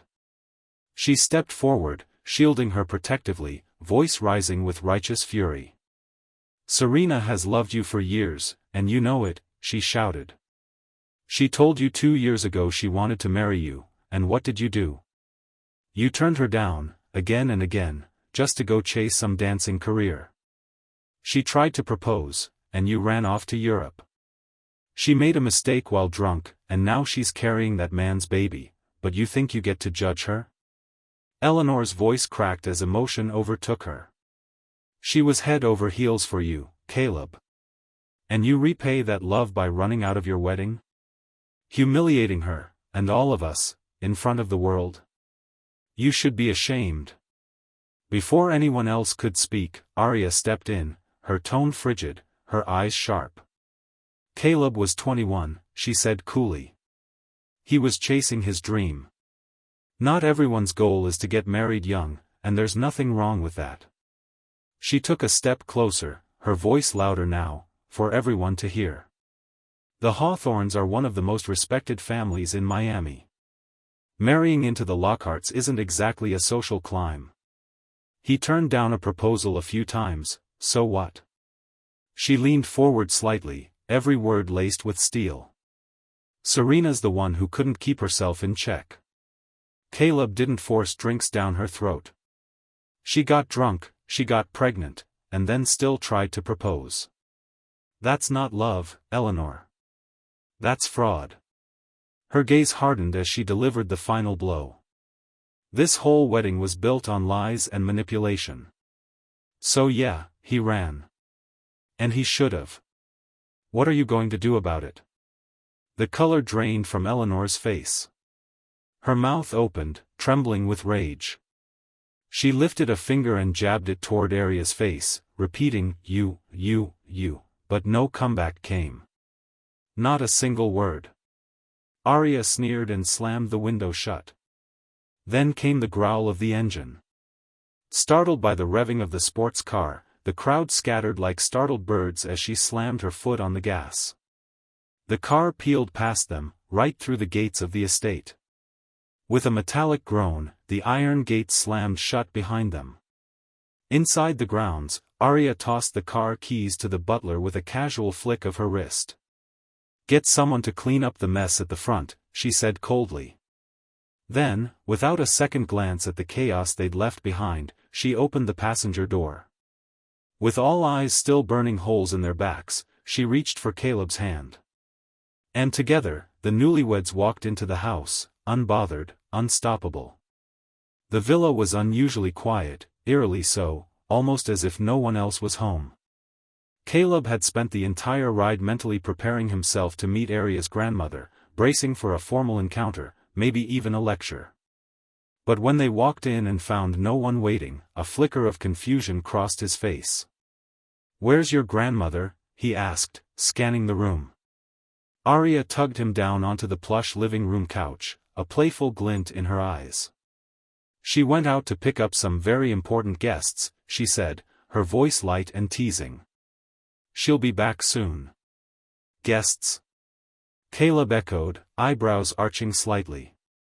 "I thought she wasn't feeling well." Her answer only deepened the mystery. But Caleb didn't press. He sensed there were pieces to this puzzle she wasn't ready to share yet. After a moment, Arya disappeared into the kitchen. When she returned, she led him toward the dining table, which had been completely transformed. Dainty porcelain plates, linen napkins, and a spread of elegant desserts, cheesecakes, fruit tarts, bite-sized mousses, sat under soft lamplight, looking like a magazine photo come to life. Caleb's stomach growled at the sight. But remembering his upcoming performance, he clenched his fists under the table and tried to ignore the tempting aroma. Weight control came first. Noticing his restraint, Arya gently placed a slice of cake in front of him. "I had these made by a licensed nutritionist," she said softly, "low-calorie, light on the sugar. You've had a long day, haven't you? Eat a little, you won't gain anything. And even if you do, I'll join you for every workout until it's gone. Deal?" That last line made him chuckle, despite himself. She really knew how to break down his defenses. Caleb hesitated for a beat, then scooped up a small bite and popped it into his mouth. It was subtly sweet, airy, with just the right texture, nothing like the usual heavy confections. He nodded with approval, and Arya's shoulders finally relaxed. Her smile grew brighter as she added more treats to his plate, describing each one, ingredients, sources, and health benefits, with the excitement of someone unveiling a secret treasure chest. By the time he'd sipped the last of his fruit juice, most of the plate had been cleared. Caleb stood up, patting his stomach lightly. "I need to work that off," he said with a faint smile. "Gonna do a bit of cardio." Arya couldn't help but laugh. "You're the only guy I know who considers cake followed by jogging a relaxing evening." Still, she followed him into the backyard. The two of them wandered through the garden, walking slowly as the sky deepened into burnt orange. Flowers swayed in the breeze, and the last rays of sun painted gold over the hedges. It was peaceful. Then Caleb suddenly broke the silence. "How long have you known about Serena and Mason?" he asked. Arya raised her eyebrows, her voice dipping back into its familiar mischievous cadence. "Please. She and I have been at each other's throats for years. You think I'd miss a bombshell like that?" Caleb smiled. "Honestly, that did check out." "And when did you find out?" "Same night it happened," she said, glancing at him sideways. "They stayed at a hotel owned by a friend of mine. Word got to me right away. I even had someone tail Serena after that. Saw her send her assistant out to buy a pregnancy test. After that, it was all too clear." Caleb blinked in surprise. That early? He hadn't expected anyone to have been that far ahead of the truth. Arya studied the look on his face, lips pressed together in a subtle line. Her voice dipped with a curious lilt, edged with something unreadable. "What's going through your head right now? Are you thinking I played you, like I should have told you all this earlier?" Caleb shook his head, calm and measured. "We weren't exactly close back then," he said quietly. "It would have been strange if you had told me. I'm just trying to understand what kind of person Mason really is in all this." His tone was more analytical than emotional, but it still set something off in Arya. She frowned, an annoyed edge creeping into her voice. "He has some morals, sure. But not enough to matter," she said bluntly. "Yes, Serena was the one who made the first move that night. But Mason? He's a grown man.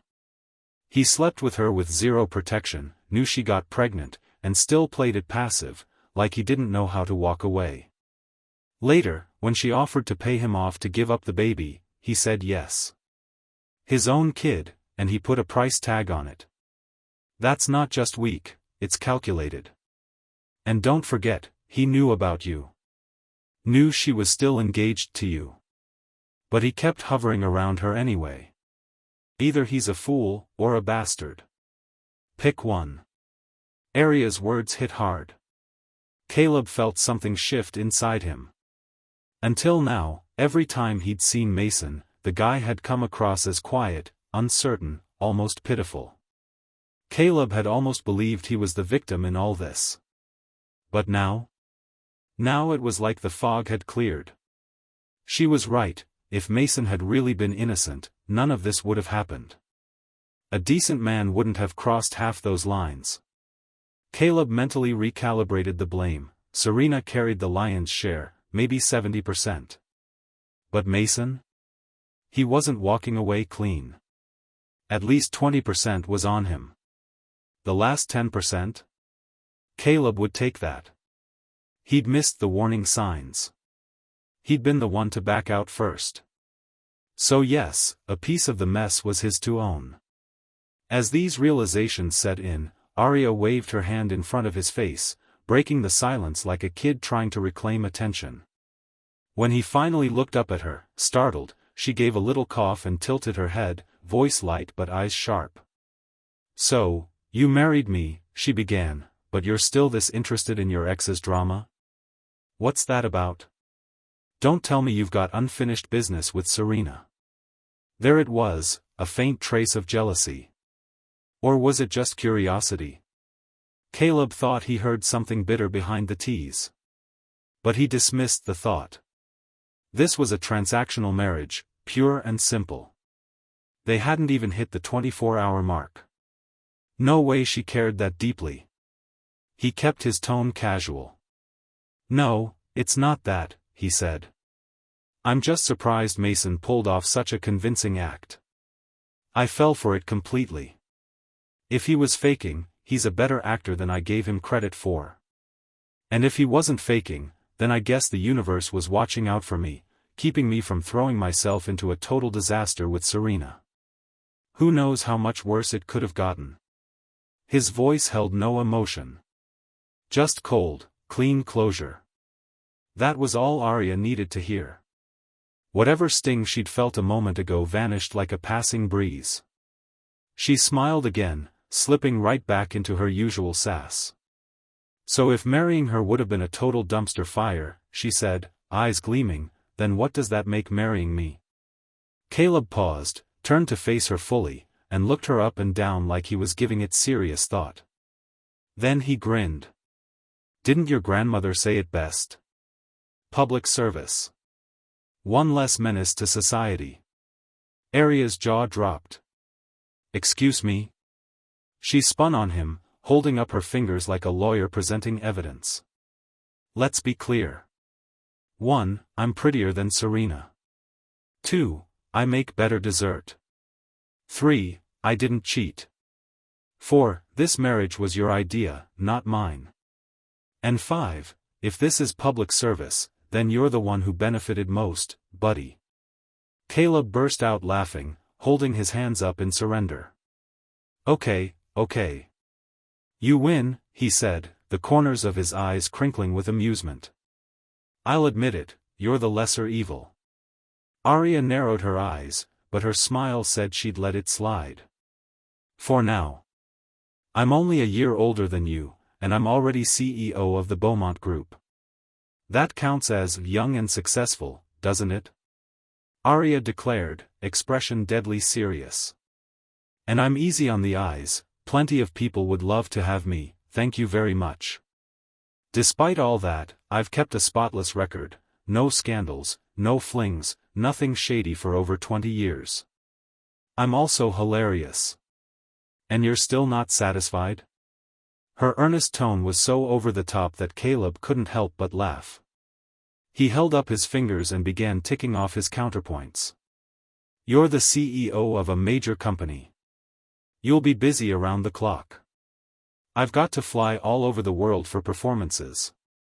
So we'd barely see each other after marriage. And yeah, you're gorgeous, which means everyone else will be staring, too. Am I supposed to live in constant anxiety?" He raised another finger. "You say you've got no scandals, but there's a whole rumor mill claiming you don't even like men. So what's the point of marrying you?" He said it all with such mock sincerity that Arya was momentarily speechless. But by the time he got to that last bit, she couldn't help but smirk. She reached out and wrapped an arm around his shoulder, leaning in just enough for him to feel the heat of her touch. "What, worried you'll be stuck with a trophy wife?" she teased.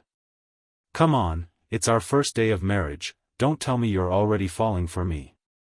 Her warmth crept through his shirt, and Caleb felt his body temperature spike a little. The air between them suddenly felt charged, heavy with something unsaid. He shifted away awkwardly, mumbling just loud enough to be heard. "Guess Grandma was right. Taking you on is a real sacrifice." Right on cue, a cheerful voice broke the moment. "Miss, Sir, Mr. and Mrs. Beaumont just arrived. They're waiting in the sitting room." It was the butler, his tone full of excitement. Caleb stiffened. He turned to Arya with wide eyes, silently mouthing a question. "What the hell is happening?" But Arya just laughed and gave him a playful push toward the house. "Well, I married you, didn't I?" she said sweetly. "Of course I had to let my parents know. You don't think I'd leave them out of something this important, do you?" Back at the wedding venue, after the chaos and the heartbreak, the Lockhart family had rushed Mason to the hospital. The doctors said he'd collapsed from emotional shock and physical stress. Thankfully, the treatment had been quick enough to prevent anything serious. Still, despite the physician's advice to rest and relax, Mason lay in bed staring out at the darkening sky, unable to pull his thoughts away from the day's events. That wedding had once symbolized everything he couldn't bring himself to accept, and now it had become something far worse, a memory too painful to even look back on. He did love Serena. That much he knew. But he also knew, deep down, that there had always been a chasm between them, something unbridgeable. The only man she had ever truly loved was Caleb.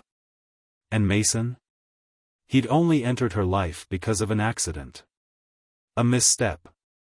A twist of fate. That twist had burned bright, like a shooting star streaking across the night, brilliant for a moment, but destined to disappear. And when she gave birth to that child, she would vanish with it. Out of his life. For good. Mason understood the truth, clearly, painfully, but that didn't stop him from falling for her, deeper each time she looked at him with those soft, gentle eyes. And when it came to Caleb, he carried a guilt that weighed heavy on his soul. If it hadn't been for his accident, for that single night of irreversible consequence, Caleb would have had a happy, fulfilling marriage. A future unspoiled. A life unmarred. So every time Mason saw him, he instinctively lowered his gaze. He couldn't bear to meet Caleb's eyes. But he could feel it, Caleb knew. Maybe not everything, but enough. Enough to sense the fracture. That shame, the kind that came from knowing you disrupted something sacred, never stopped haunting him. It festered in the corners of his conscience, dark and unspoken. And when Caleb had walked away from the altar, yes. Mason had felt a flash of relief. Even joy. Because it meant there might still be a chance. But when Caleb, in front of everyone, had announced the existence of Serena's child, his child, it felt like someone had dragged him out of the shadows and into blinding daylight. Like a sewer rat forced into the sun. All those dark, suppressed feelings he thought he could hide came surging to the surface, ripping through him without mercy. That was when he'd collapsed. His health had never been great, and the emotional turmoil had only pushed him closer to the edge. By evening, when Eleanor arrived at the hospital, he was still in bed, pale and shaken. The nurse had brought dinner, but Mason had barely touched it. Naturally, that earned him a scolding. "I know what's eating you up inside," Eleanor said, her voice low but stern. "But you're this baby's father now. You don't get to shut down. You don't get to disappear. If this is all you're going to eat, how are you going to take care of Serena?" The reprimand made Mason flinch. Fear stirred in his gut. Despite having no appetite, he obediently picked up his chopsticks and forced himself to eat. Eleanor gave a satisfied nod and turned to review the chart on the table. But the more she read, the deeper her frown became. Watching her face, Mason's anxiety spiked. Eleanor might have always treated him kindly, but he knew that was only because of the child Serena carried. Now that the pregnancy was showing signs of complication, and he, the biological father, was partially responsible, Mason couldn't shake the sense that he was standing on thin ice. And sure enough, his instincts were right.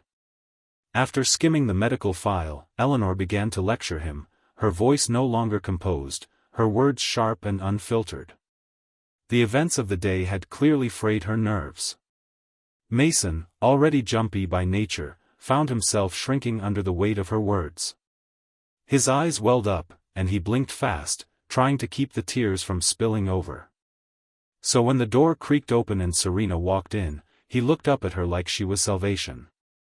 But the moment he saw her face, drained of color, hollow with despair, he froze. Whatever hope he had been clinging to dissolved on the spot.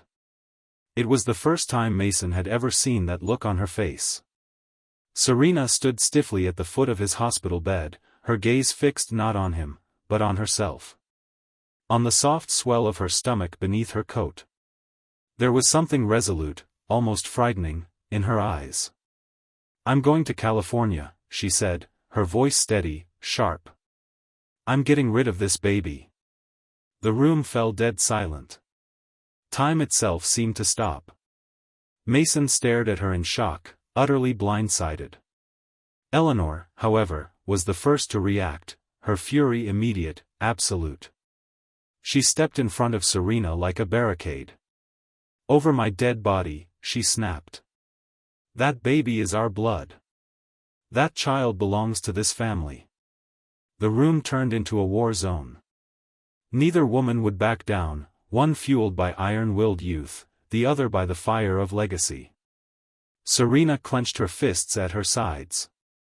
Her eyes were wild now, defiant. "This is my body.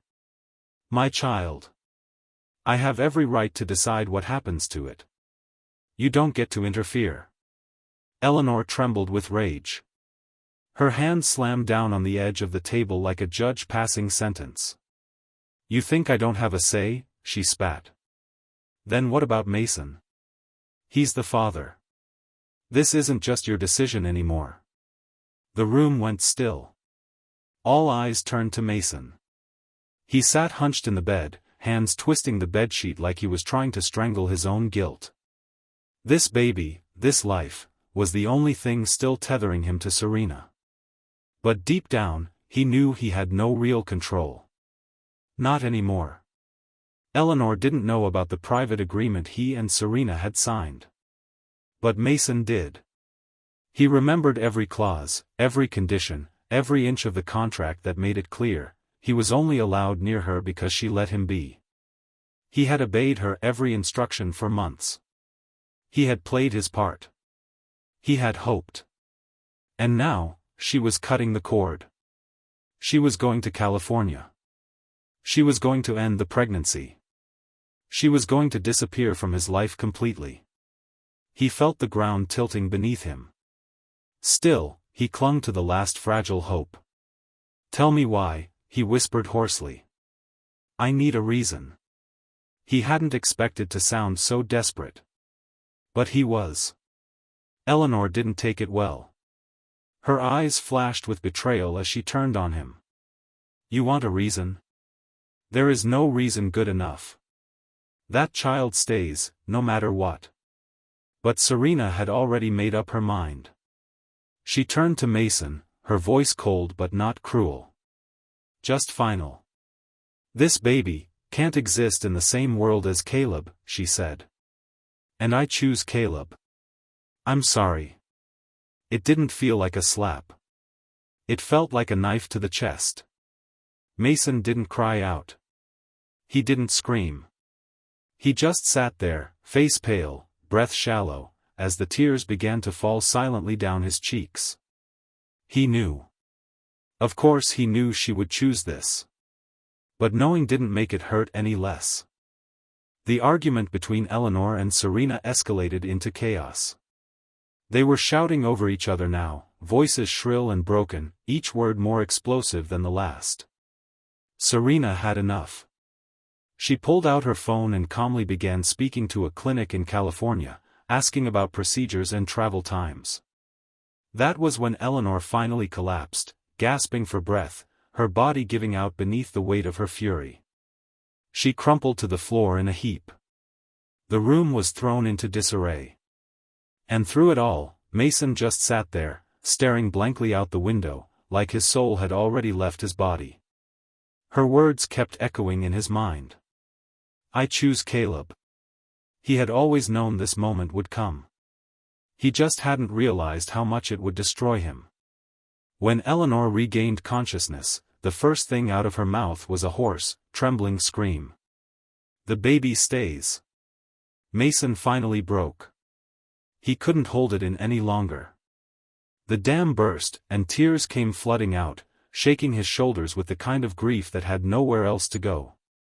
It wasn't just sorrow, it was shame, helplessness, heartbreak all rolled into one. But Serena stood frozen in place, utterly still, her eyes empty. His crying didn't soften her. It only fueled her fury. Without a word, she turned on her heel and slammed the door behind her. But once she was alone in the car, hands gripping the cold steering wheel, her rage cracked apart, exposing something far more devastating. The seat beside her was empty. The road ahead swallowed by darkness. She felt like a lone island, adrift in a black ocean with no stars and no shoreline. The only lighthouse she had ever followed, her only source of direction and warmth, was now extinguished. And Serena Lockhart was completely, utterly lost. A late-night phone call shattered Caleb's much-needed sleep. He groaned, barely conscious, fumbling for his phone with one hand and answering it on muscle memory alone. "Hello?" he mumbled, voice thick with sleep. On the other end came Serena's voice, slurred and trembling, soaked in alcohol and emotion. "Caleb, where are you?" she whispered. "Why aren't you home yet? Did you stop loving me?" He couldn't make sense of the words, not in his haze. But someone else did. Arya. Lying beside him in bed, wide awake the second she heard the voice, she gently took the phone from his loose fingers and slipped out to the balcony. She stared at the name flashing on the screen for a long beat. Then she finally spoke, cool and poised, but with just a hint of amusement. "Miss Lockhart, how much did you drink tonight?" "Drunk dialing my husband in the middle of the night, isn't that more Mason's department?" That name, Arya, hit Serena like cold water. She snapped out of her stupor just long enough to find her anger again.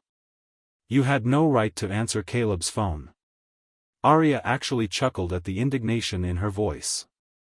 "No right?" she echoed sweetly. "I think I do. See, I share a bed with the man. That gives me certain privileges." Her tone sharpened just slightly, enough to draw blood without raising her voice. "Calling a married man after midnight, interrupting our very lovely sleep, that's what's inappropriate, don't you think?" There was a pause. Then a sharp click as Serena hung up without another word. Arya smiled to herself as the dial tone hummed in her ear. Still on the balcony, she opened Caleb's contacts. With one smooth gesture, she changed Serena's name from Serena to Miss Lockhart. Then, she scrolled until she found her own contact. She renamed it, Wife. One by one, she updated every app, every message thread. Deleted the old history. Left only the facts. When she was done, she slipped back into bed. Caleb hadn't stirred once. She set the phone aside, wrapped an arm around his waist, and finally, closed her eyes. By the time Caleb woke up the next day, the sun was already high in the sky. He'd slept for over 10 hours straight, worn out from days of travel and stress. The moment he unlocked his phone, a message from Nate popped up on his screen. "Did you hear? Serena crashed her car last night. DUI. She's hurt, nothing fatal, but still." Caleb blinked, sitting up abruptly in bed. He hadn't heard a thing about it. But as soon as he read the text, a foggy memory crept back, something about a late-night phone call. He quickly pulled up his call log. One incoming call. 3 minutes long. Timestamp, 3:07 a.m. But he had zero memory of it. His heart clenched slightly. Was that her calling for help? Had she tried to reach out before the crash? And he didn't even wake up? A slow, uncomfortable guilt settled in his chest. He swung his legs off the bed and headed to the bathroom, the thought gnawing at him with every step. By the time he made it downstairs, Arya was already moving around the kitchen, humming softly as she poured coffee. When she saw him, she walked over with a warm smile. "Morning. What do you feel like eating? Eggs? Pancakes?" Caleb hesitated. Instead of answering, he asked, "Hey, last night. Did my phone ring? Do you remember?" The light left her face in an instant. That smile? Gone. "Yeah," she said shortly. "It did. I answered it." Caleb's stomach dropped. "You answered it?" he asked quickly. What did she say?" Arya crossed her arms and gave him a long, hard look. The edge in her voice was unmistakable. "Wow. You sound real concerned. Almost like I should have let you two have your little reunion." He sighed. "Not this again.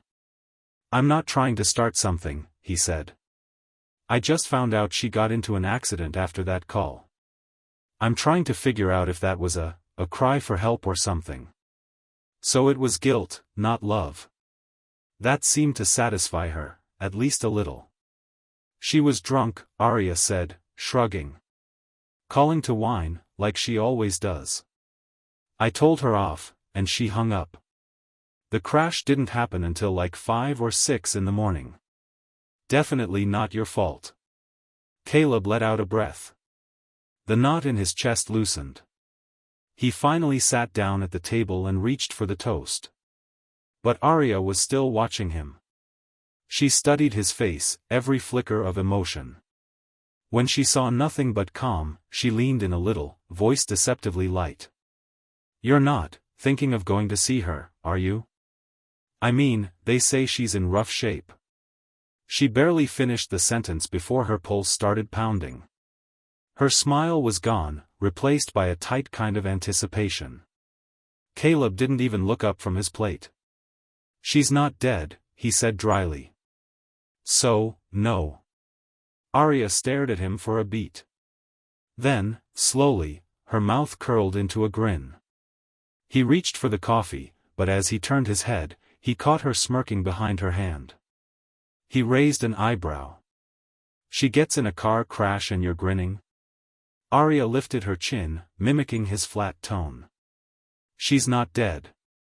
Why shouldn't I be happy?" Serena had been in the hospital for over 2 weeks.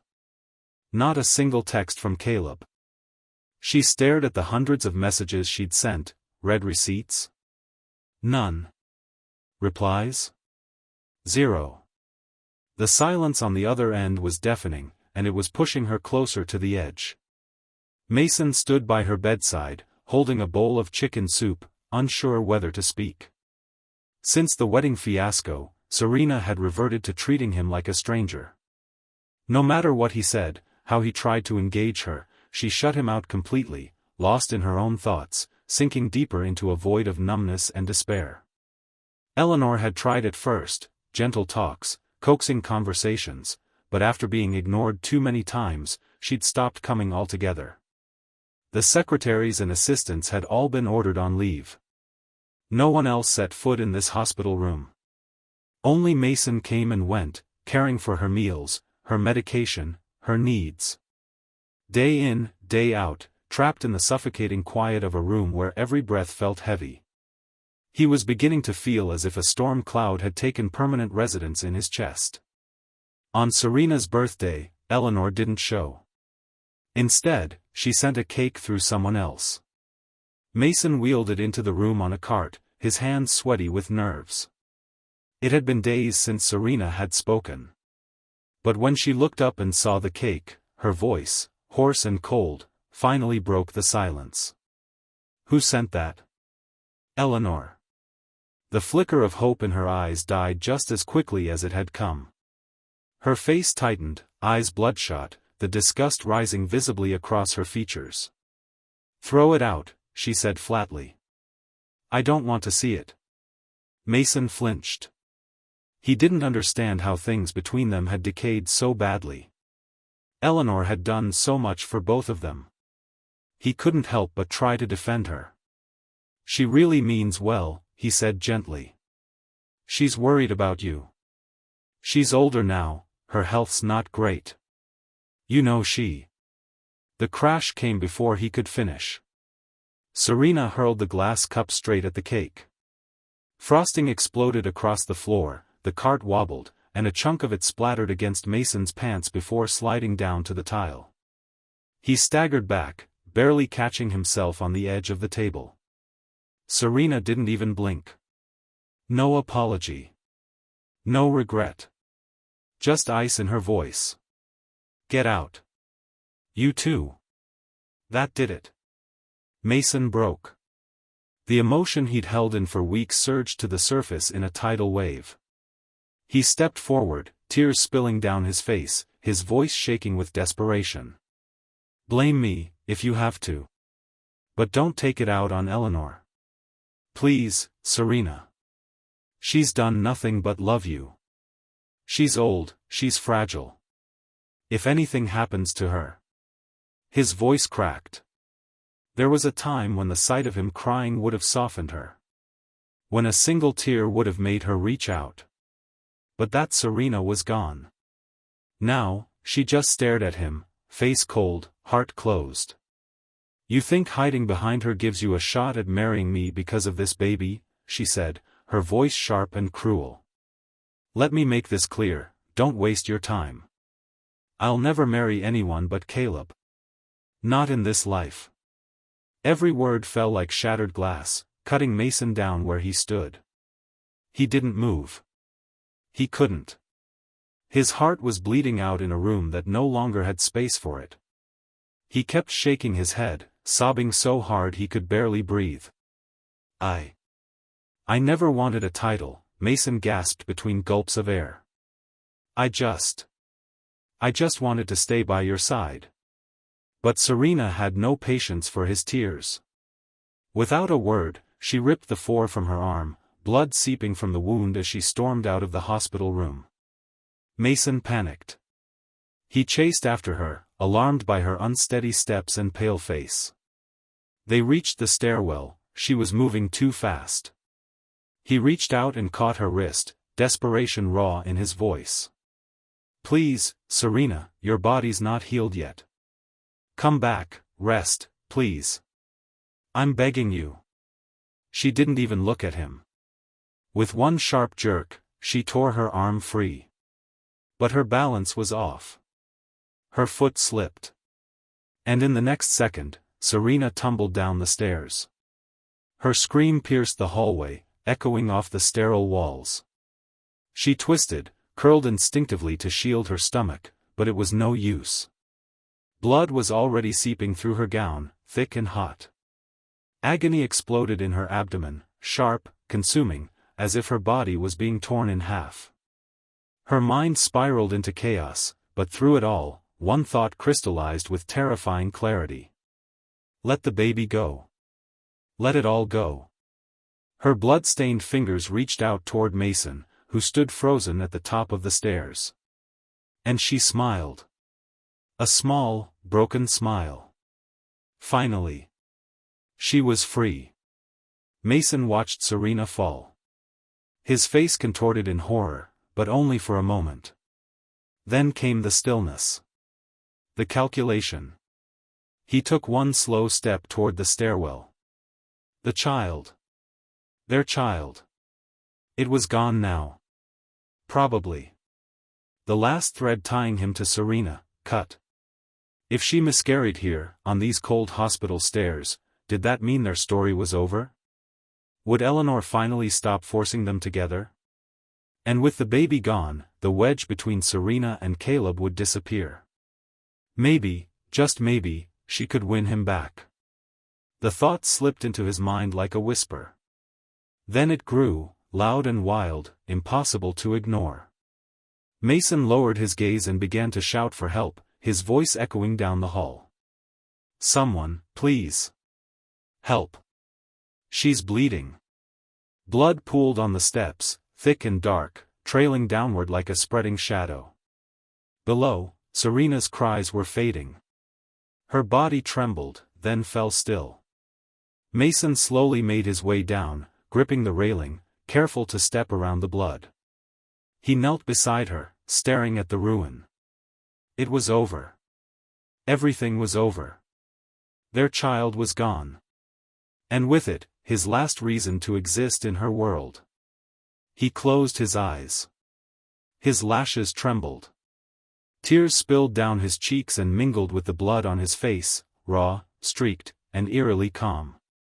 He looked both pitiful and terrifying. Like a man who had just lost everything, and wasn't sure if he was relieved or destroyed. Serena woke up. The first thing she said to Mason was cold and final. "The baby's gone. That means our agreement is over. I'll still pay you, double, in fact. But you have to promise me one thing, never come back to Miami. Never show your face to me or Caleb again." Mason didn't reply. He simply stared at her in silence, as if trying to burn her image into his memory for the rest of his life. Just as Serena had wished, the child was lost. She didn't even wait for her body to fully heal before driving to Aria's house. The whole way there, her heart pounded erratically. By the time the car rolled to a stop outside the estate, she felt dazed, numb, unsure if she was terrified or relieved. With trembling fingers, she pushed open the car door. Just as her feet touched the ground, the front door of the villa swung open. Aria was sitting in a wheelchair, clutching her ankle and whining to Caleb about how badly it hurt. "I'm telling you, it's swollen like a grapefruit. You want to see it turn black and blue?" Caleb frowned, clearly annoyed, glancing again and again toward the garage, probably wondering where the driver had gone. Aria, dramatic as always, suddenly grabbed his arm, wrapping both hands around it like a lifeline. Caleb turned to scold her, but before he could say anything, his eyes landed on the figure standing at the gate. Serena. She looked like a ghost, thin as bone, her cheeks hollow, still wearing a hospital gown. She was pale and weak, like someone who had been dragged out of a storm. Their eyes met. She took a shaky step forward. Can we talk?" she asked, voice trembling, breath catching. Caleb didn't answer. Aria, however, immediately burst out, her voice shrill. "If you don't get me to the hospital now, your wife might lose her foot." She emphasized the word wife with venom, clutching Caleb's arm even tighter. From down the driveway, the sound of a car horn honked. The driver had finally returned. Caleb looked down at Aria's injured ankle, then glanced back up at Serena. His expression was unreadable. "Sorry," he said calmly. "I have to take her to the hospital. Maybe another time." Relief flickered across Aria's face. Still, she kept muttering under her breath. "Another time? Please. Your wife twists her ankle saving you and you can't even call her wife? So cold. Caleb, you're breaking my heart." Her voice was syrupy, petulant. Caleb sighed and gave her a light pinch on the arm to shut her up. Watching them bicker, Serena felt like someone had dumped a bucket of ice water over her. She stood frozen, soaked in humiliation and despair. The driver helped lift Aria into the car, and just as they were about to pull away, Serena snapped. She rushed forward, grabbing Caleb's hand, her voice cracking. 5 minutes. Just 5 minutes. Please, talk to me." The moment her fingers touched his skin, Aria lurched forward from the car like a lioness guarding her kill. Her expression turned feral as she clamped onto Serena's arm, nails digging in. "Let go." Aria snapped. "You don't get to order me around." Serena hissed back. "You're holding my husband's hand." I said, let go. The two women were shouting now, voices rising like fire. Caleb's headache peaked. He closed his eyes and raised his right hand. Enough. Enough, he barked, pressing his palm firmly over Arya's mouth. Instant silence. Both women fell quiet. Only Caleb's breath remained, short and strained, as he stood between the wreckage of two women who had once loved him. Caleb yanked his hand out of Serena's grip and marched back to the car. He pushed Arya firmly back into her seat and snapped, his voice brooking no argument. Sit still. No talking, no moving, for 5 minutes. Arya, startled by his tone, didn't dare say a word. She blinked rapidly, her lashes fluttering like a warning flare. Got it. Only then did Caleb let her go and shut the door behind her. He walked about 10 meters away before stopping. Serena followed closely, heart pounding. He turned. From the corner of his eye, he could still see Arya in the passenger seat, eyes wide, glued to his every move. He sighed. "What is it?" he asked flatly. "Say it." Serena stood there awkwardly, fidgeting like a guilty child. When she looked up, her face was riddled with nerves and something else, something desperate. She took a long breath and finally let the truth spill out. "Mason and I, it's over. Completely. The baby's gone. It was an accident. He won't come near us again. Caleb, you know how I feel.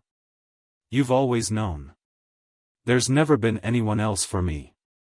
Please, can't you give me one more chance?" Caleb's expression shifted, something unreadable passed through his eyes.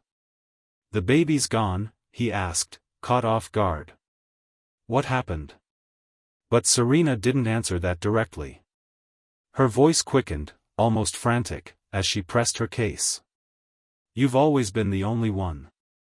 I know the baby hurt you, I know it tore us apart. But it's gone now. I made sure he's out of our lives. Anyone you don't like, I'll cut them out.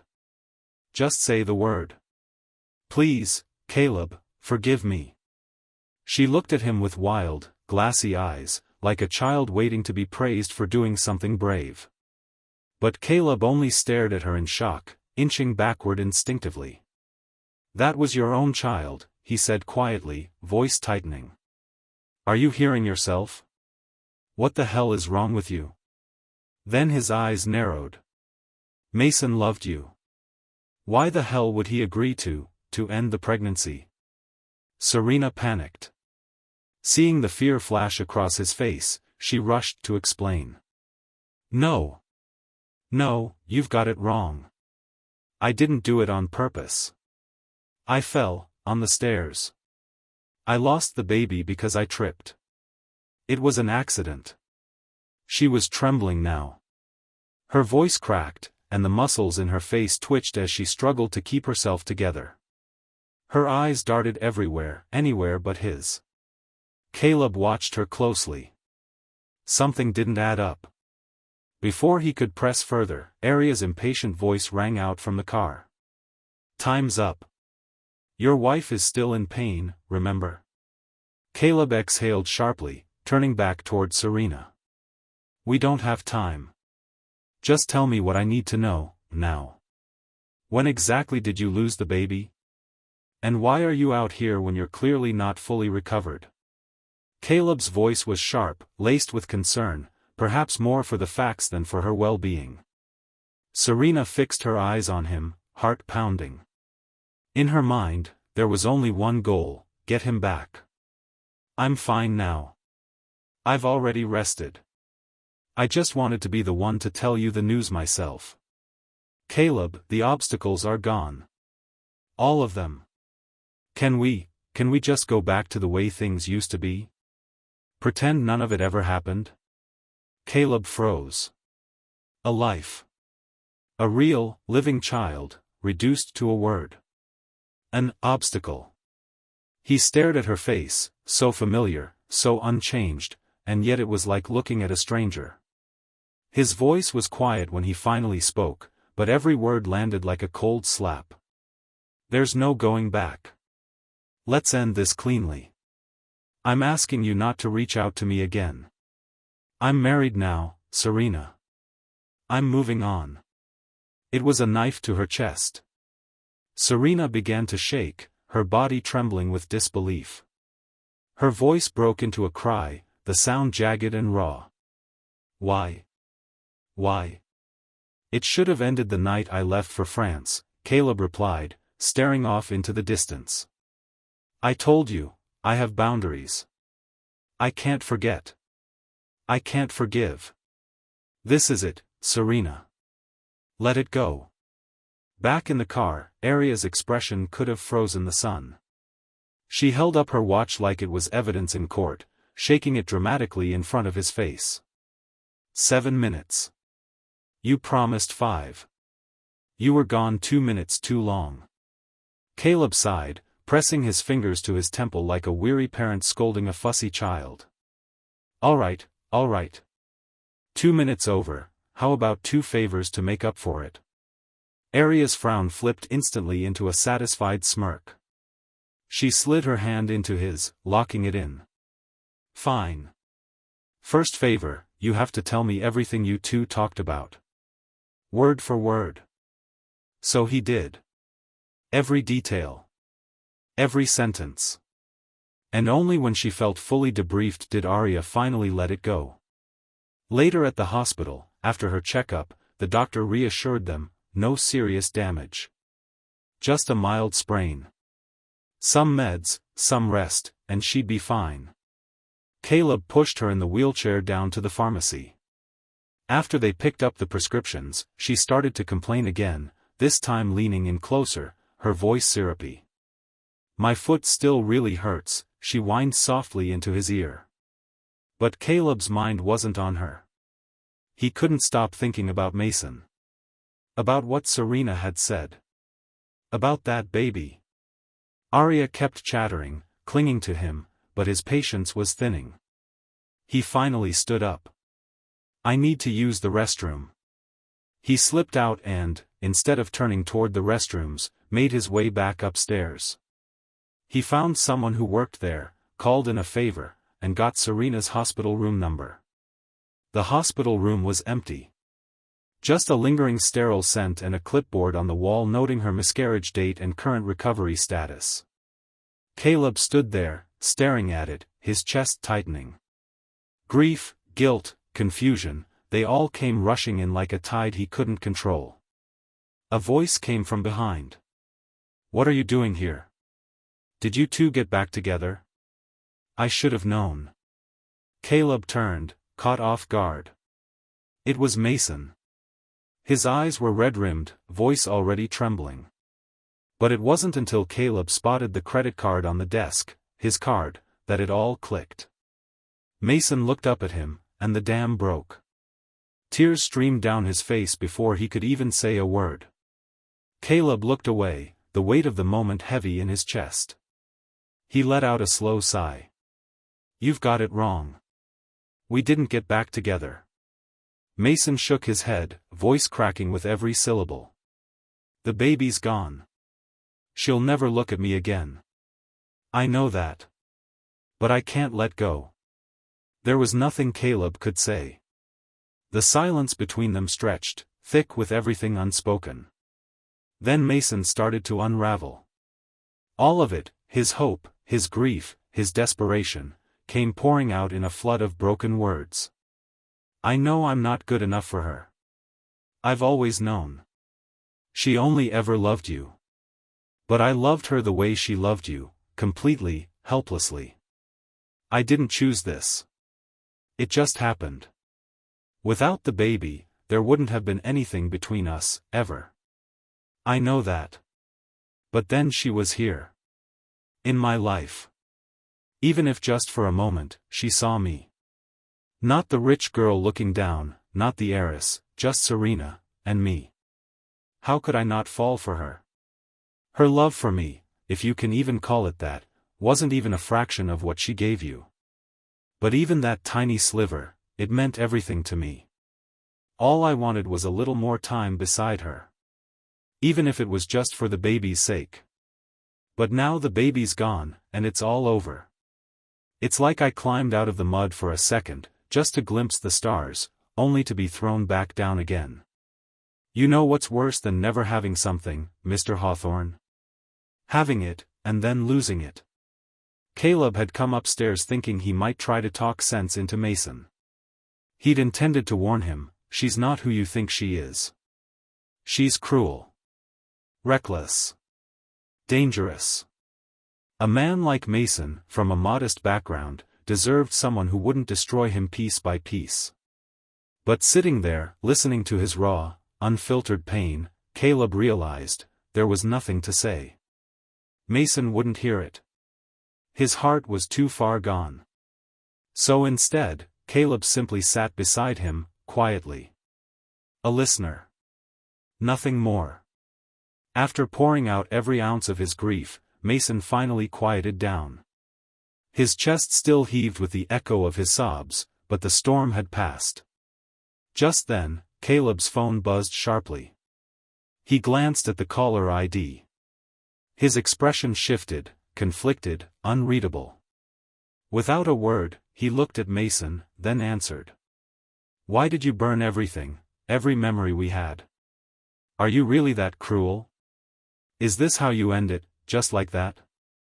Do you even realize I can't live without you? Even from across the room, Serena's voice pierced the air. She wasn't just crying, she was howling, raw, desperate. Mason heard every word. The moment he recognized her voice, he tried to get up. His hands gripped the sheets, panic all over his face. Afraid Mason would hurt himself, Caleb quickly ended the call and moved to steady him. But the phone rang again, buzzing like an alarm in the silent room. Mason wouldn't be calmed. He grabbed the phone from Caleb's hand and slammed the speaker button. Serena's voice exploded into the room. I swore I would only ever marry you. You hear me? Only you. If you won't give me one more chance, just one, I'll jump from the rooftop of the villa. Whether you come or not, that's up to you. Caleb froze.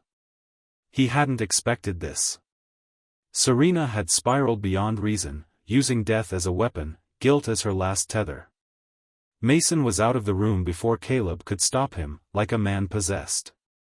Heart pounding, Caleb called 911 as he sprinted after him. Downstairs, he nearly ran into Arya, who looked ready to launch into another complaint. But Caleb didn't break stride. He pushed her wheelchair toward the curb, flagged down the first car he saw, and gave the driver an address. When Arya heard it, her expression darkened.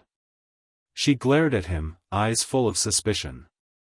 Don't tell me, you're not over. Serena threatened to jump. Mason's on his way there. I'm afraid something might happen. The word mistress died in Arya's throat. Whatever personal drama she had, it wasn't worth someone's life. She pulled out her phone and started calling contacts. By the time they arrived at the villa, emergency responders had already beaten them there. Yellow tape cordoned off the area. A rescue air cushion had been deployed. Officers barked instructions into radios. Chaos reigned. On the sidewalk, Eleanor was a wreck, collapsed, screaming uncontrollably. Caleb and Arya craned their necks upward, two silhouettes stood at the rooftop edge. He didn't wait. Caleb ran inside. The stairwell echoed with the pounding of his steps. When he burst onto the rooftop, the door slammed behind him, and both Serena and Mason turned to look. Two very different faces. Mason's held pain, confusion, the flicker of something not quite hope. Serena's was darker. Cold. Tense. The storm hadn't passed for her, it had only just begun. Caleb moved carefully toward them.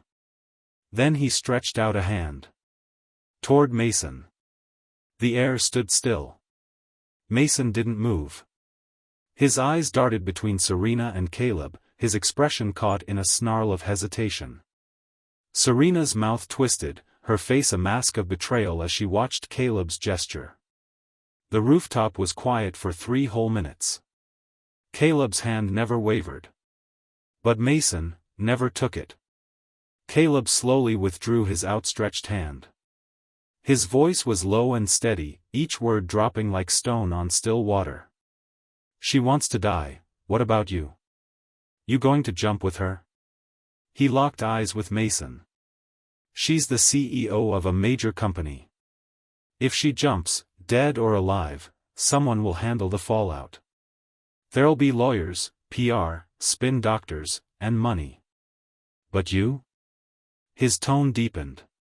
You're just a regular guy. You've got friends.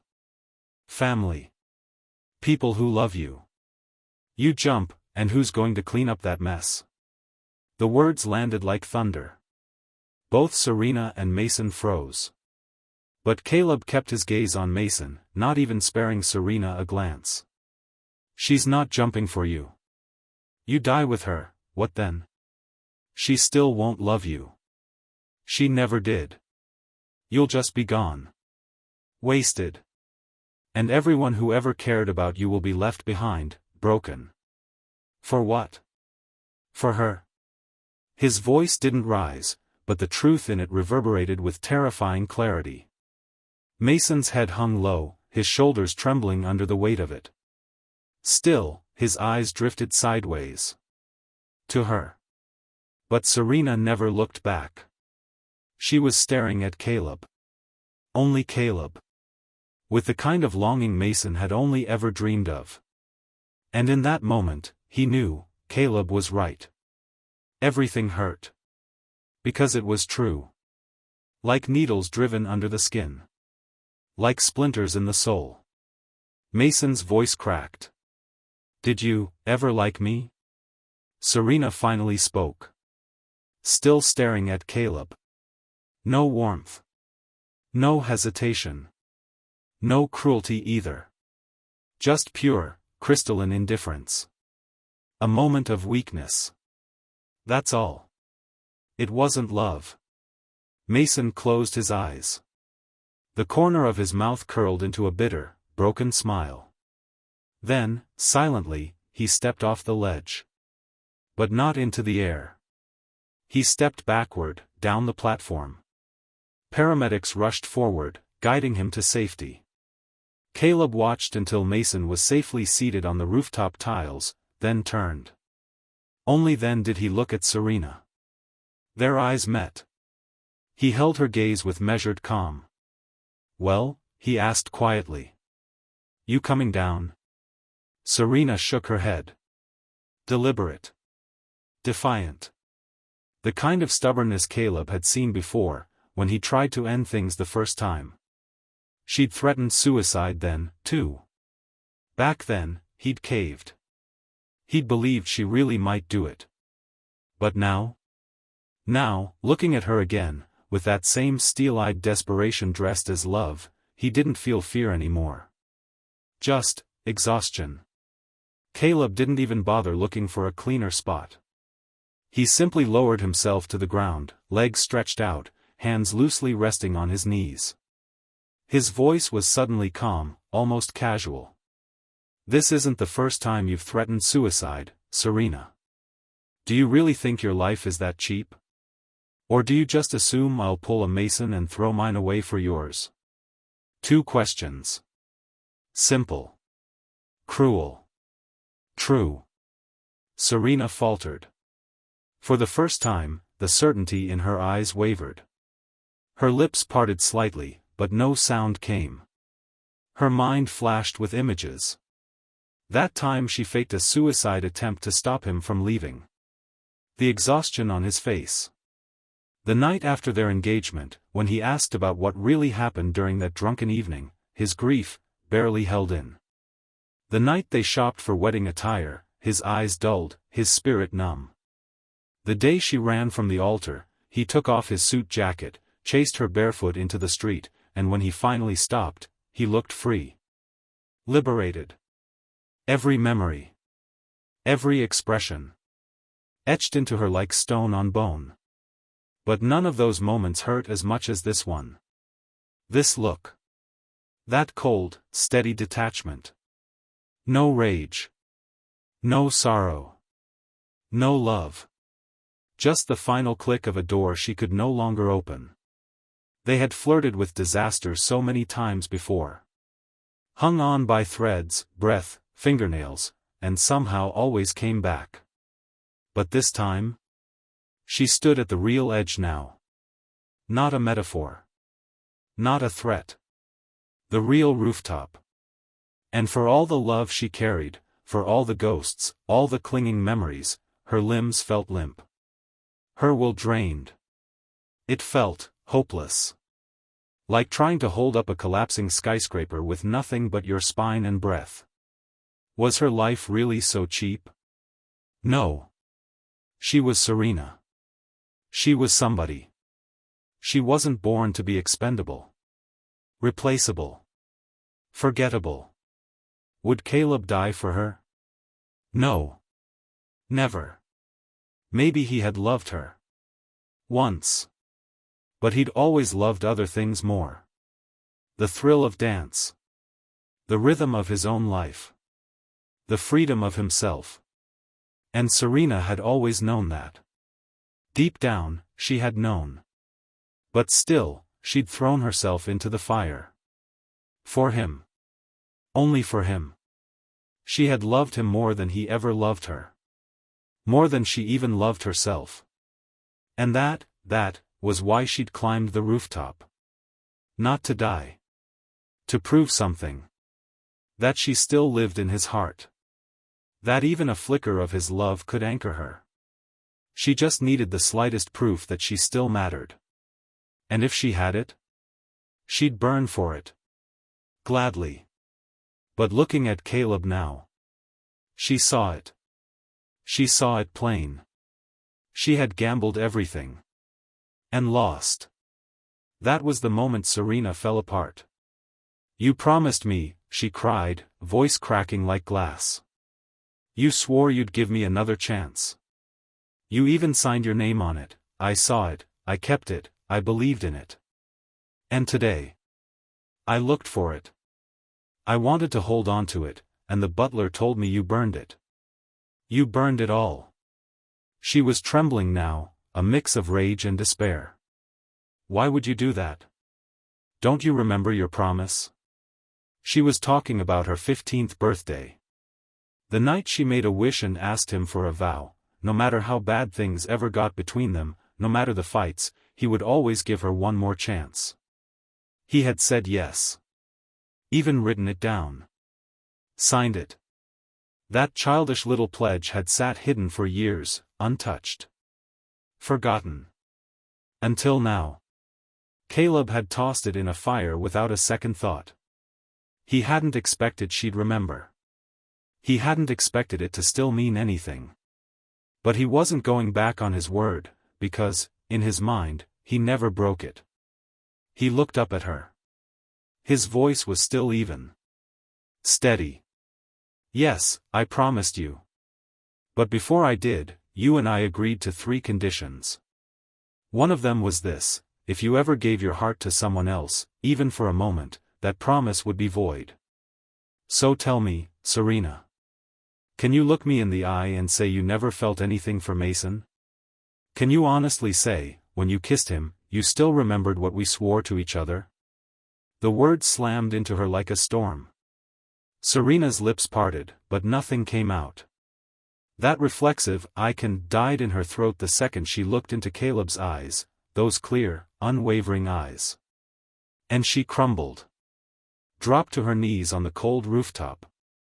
Her fingers tangled in her hair, pulling hard as if pain could drown out regret. The sobs came unbidden, raw, guttural. There was no performance this time. Only ruin. Caleb stood slowly.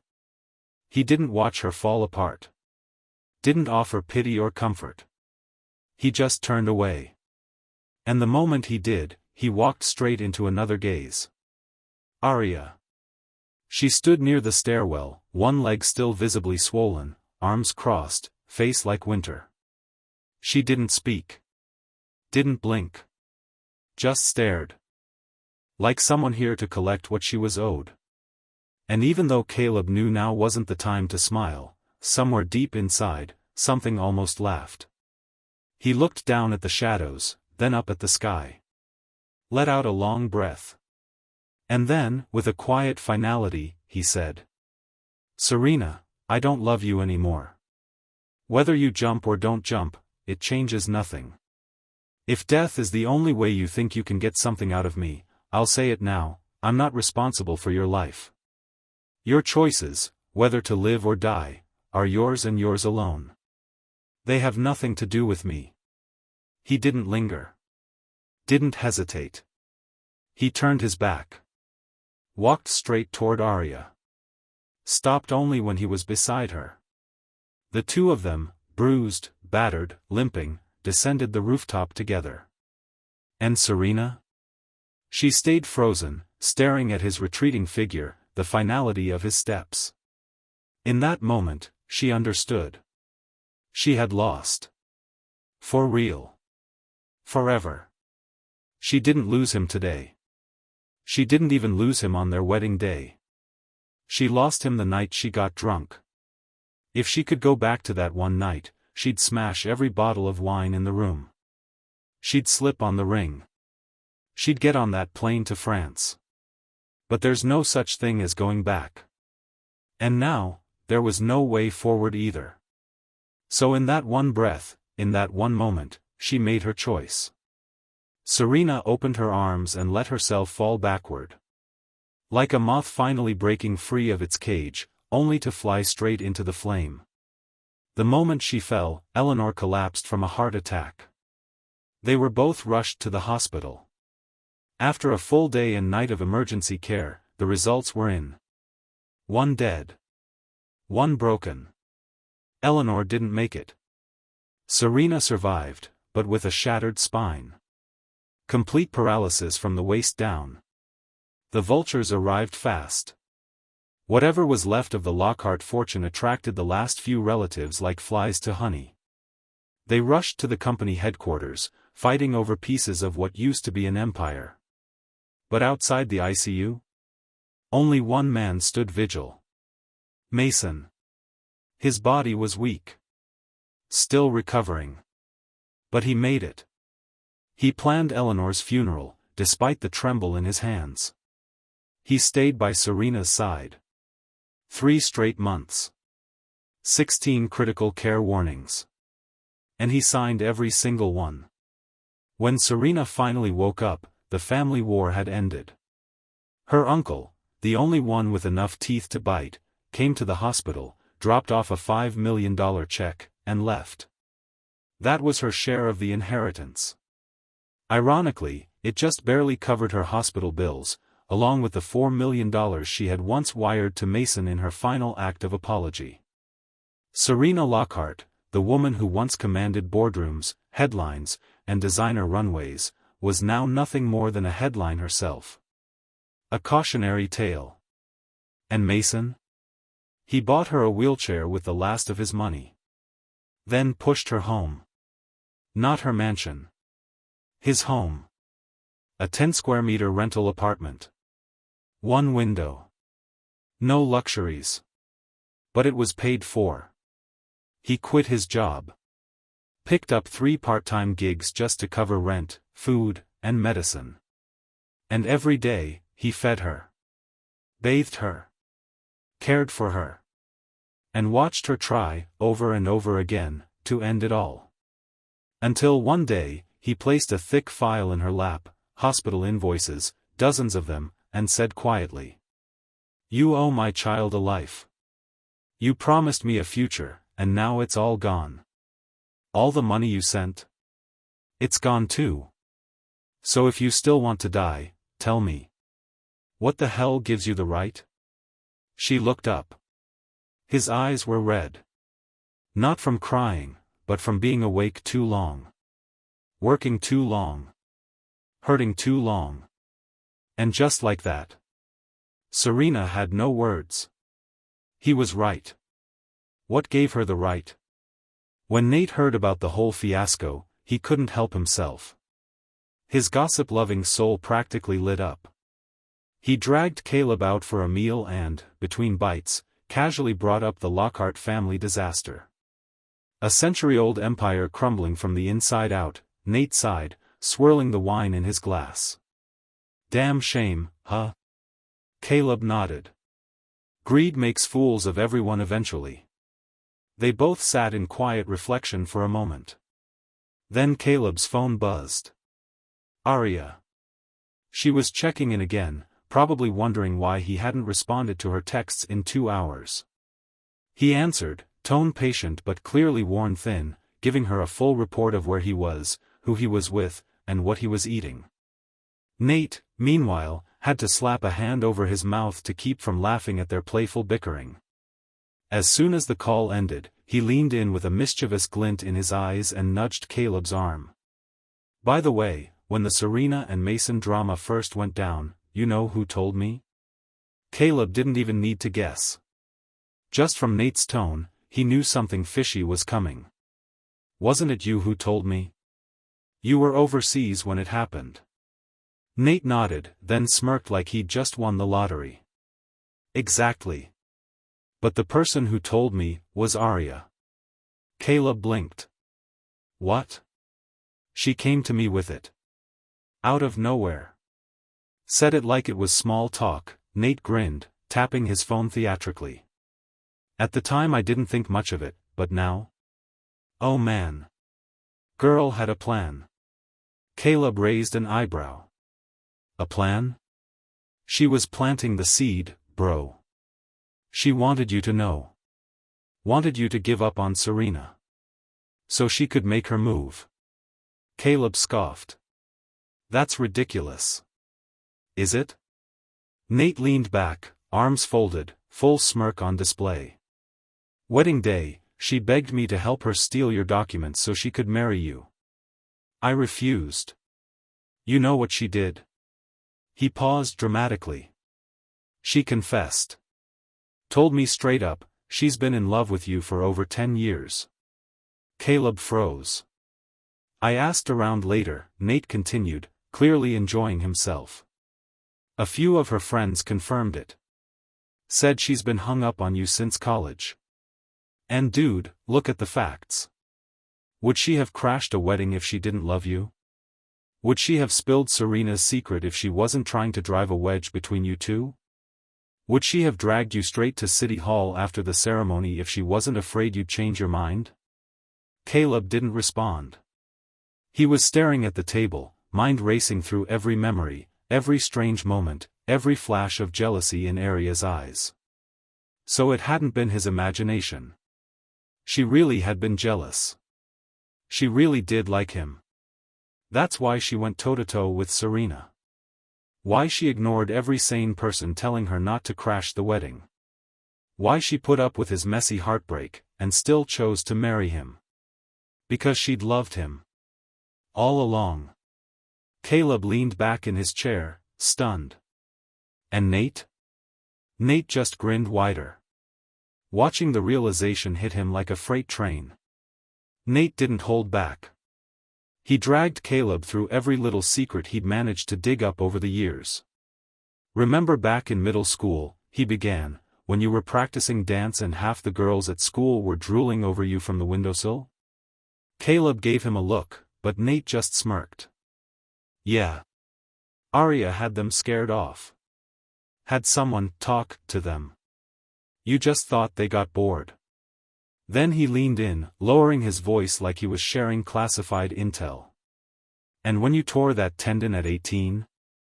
The injury that nearly ended your career? It was Arya who pulled strings and got that famous sports doc from Chicago to fly in and treat you. Caleb blinked. Nate wasn't done. And 3 years ago when that freak snowstorm left you stranded in Iceland, the emergency crew that found you? He raised an eyebrow. Also Arya. Caleb sat back, stunned. All these years, he thought luck had simply been on his side, like fate was tossing him tiny lifelines when he needed them most. Turns out, those lifelines had a name. Arya. She'd been there all along. Quietly, invisibly, faithfully. He just never saw it. The whole afternoon slipped by in a haze of memories and revelations. Nate kept talking. Caleb kept listening. His heart growing heavier, fuller. By dusk, it was time. Right on cue, Arya pulled up to the cafe in her usual effortless fashion. She leaned casually against the car, arms crossed, long coat fluttering slightly in the breeze. The second she spotted Caleb, she grinned like she hadn't just flipped his whole world upside down. "What took you guys so long?" she called. "Let me guess, Nate told you all my dirty secrets? I'm officially requesting a rebuttal session."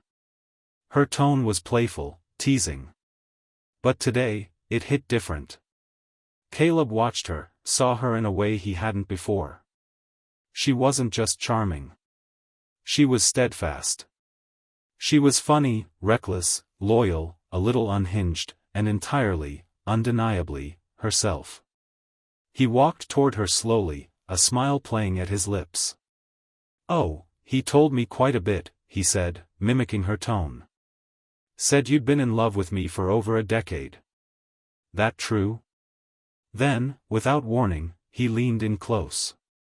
The teasing vanished from her face. Her eyes widened, just slightly. She flinched back half a step, suddenly flustered. I mean, me? Pfft. I've never secretly liked anyone in my life. If I like someone, I make it known. So no. No way. Not a chance." She was rambling. He grinned wider.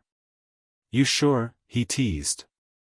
"Because if it were true, I was thinking maybe we could throw that wedding we missed. Give you the proper spotlight. Official recognition and all." He tossed his jacket at her and turned as if to walk away, shrugging with mock regret. "But since you say it's all in my head, I guess there's no need, huh?" Panic flared in her eyes. Without thinking, Arya reached out and grabbed his wrist, yanking him back and wrapping her arms around him like a shield. "No," she cried. "Don't take it back. I was lying, I did like you. I do like you. I've liked you forever, and you had no clue, you clueless idiot." Caleb stared at her, and then he laughed. There it was again, in her eyes. That same look she'd had on the day she barged into his wedding. A fire. A defiance. A streak of wild, sparkling chaos that lit up her whole face like a night sky full of stars. So that was the moment it had all changed. The moment fate had bent quietly in her direction. And he'd been too broken to see it. But now? Now he wasn't broken anymore. He wrapped his arms around her, pulling her into a full embrace. Voice low, almost like a promise. "All right. Tell me what kind of wedding you want, and I'll make it happen." She beamed up at him. "You promise?" He didn't hesitate. "Swear on everything."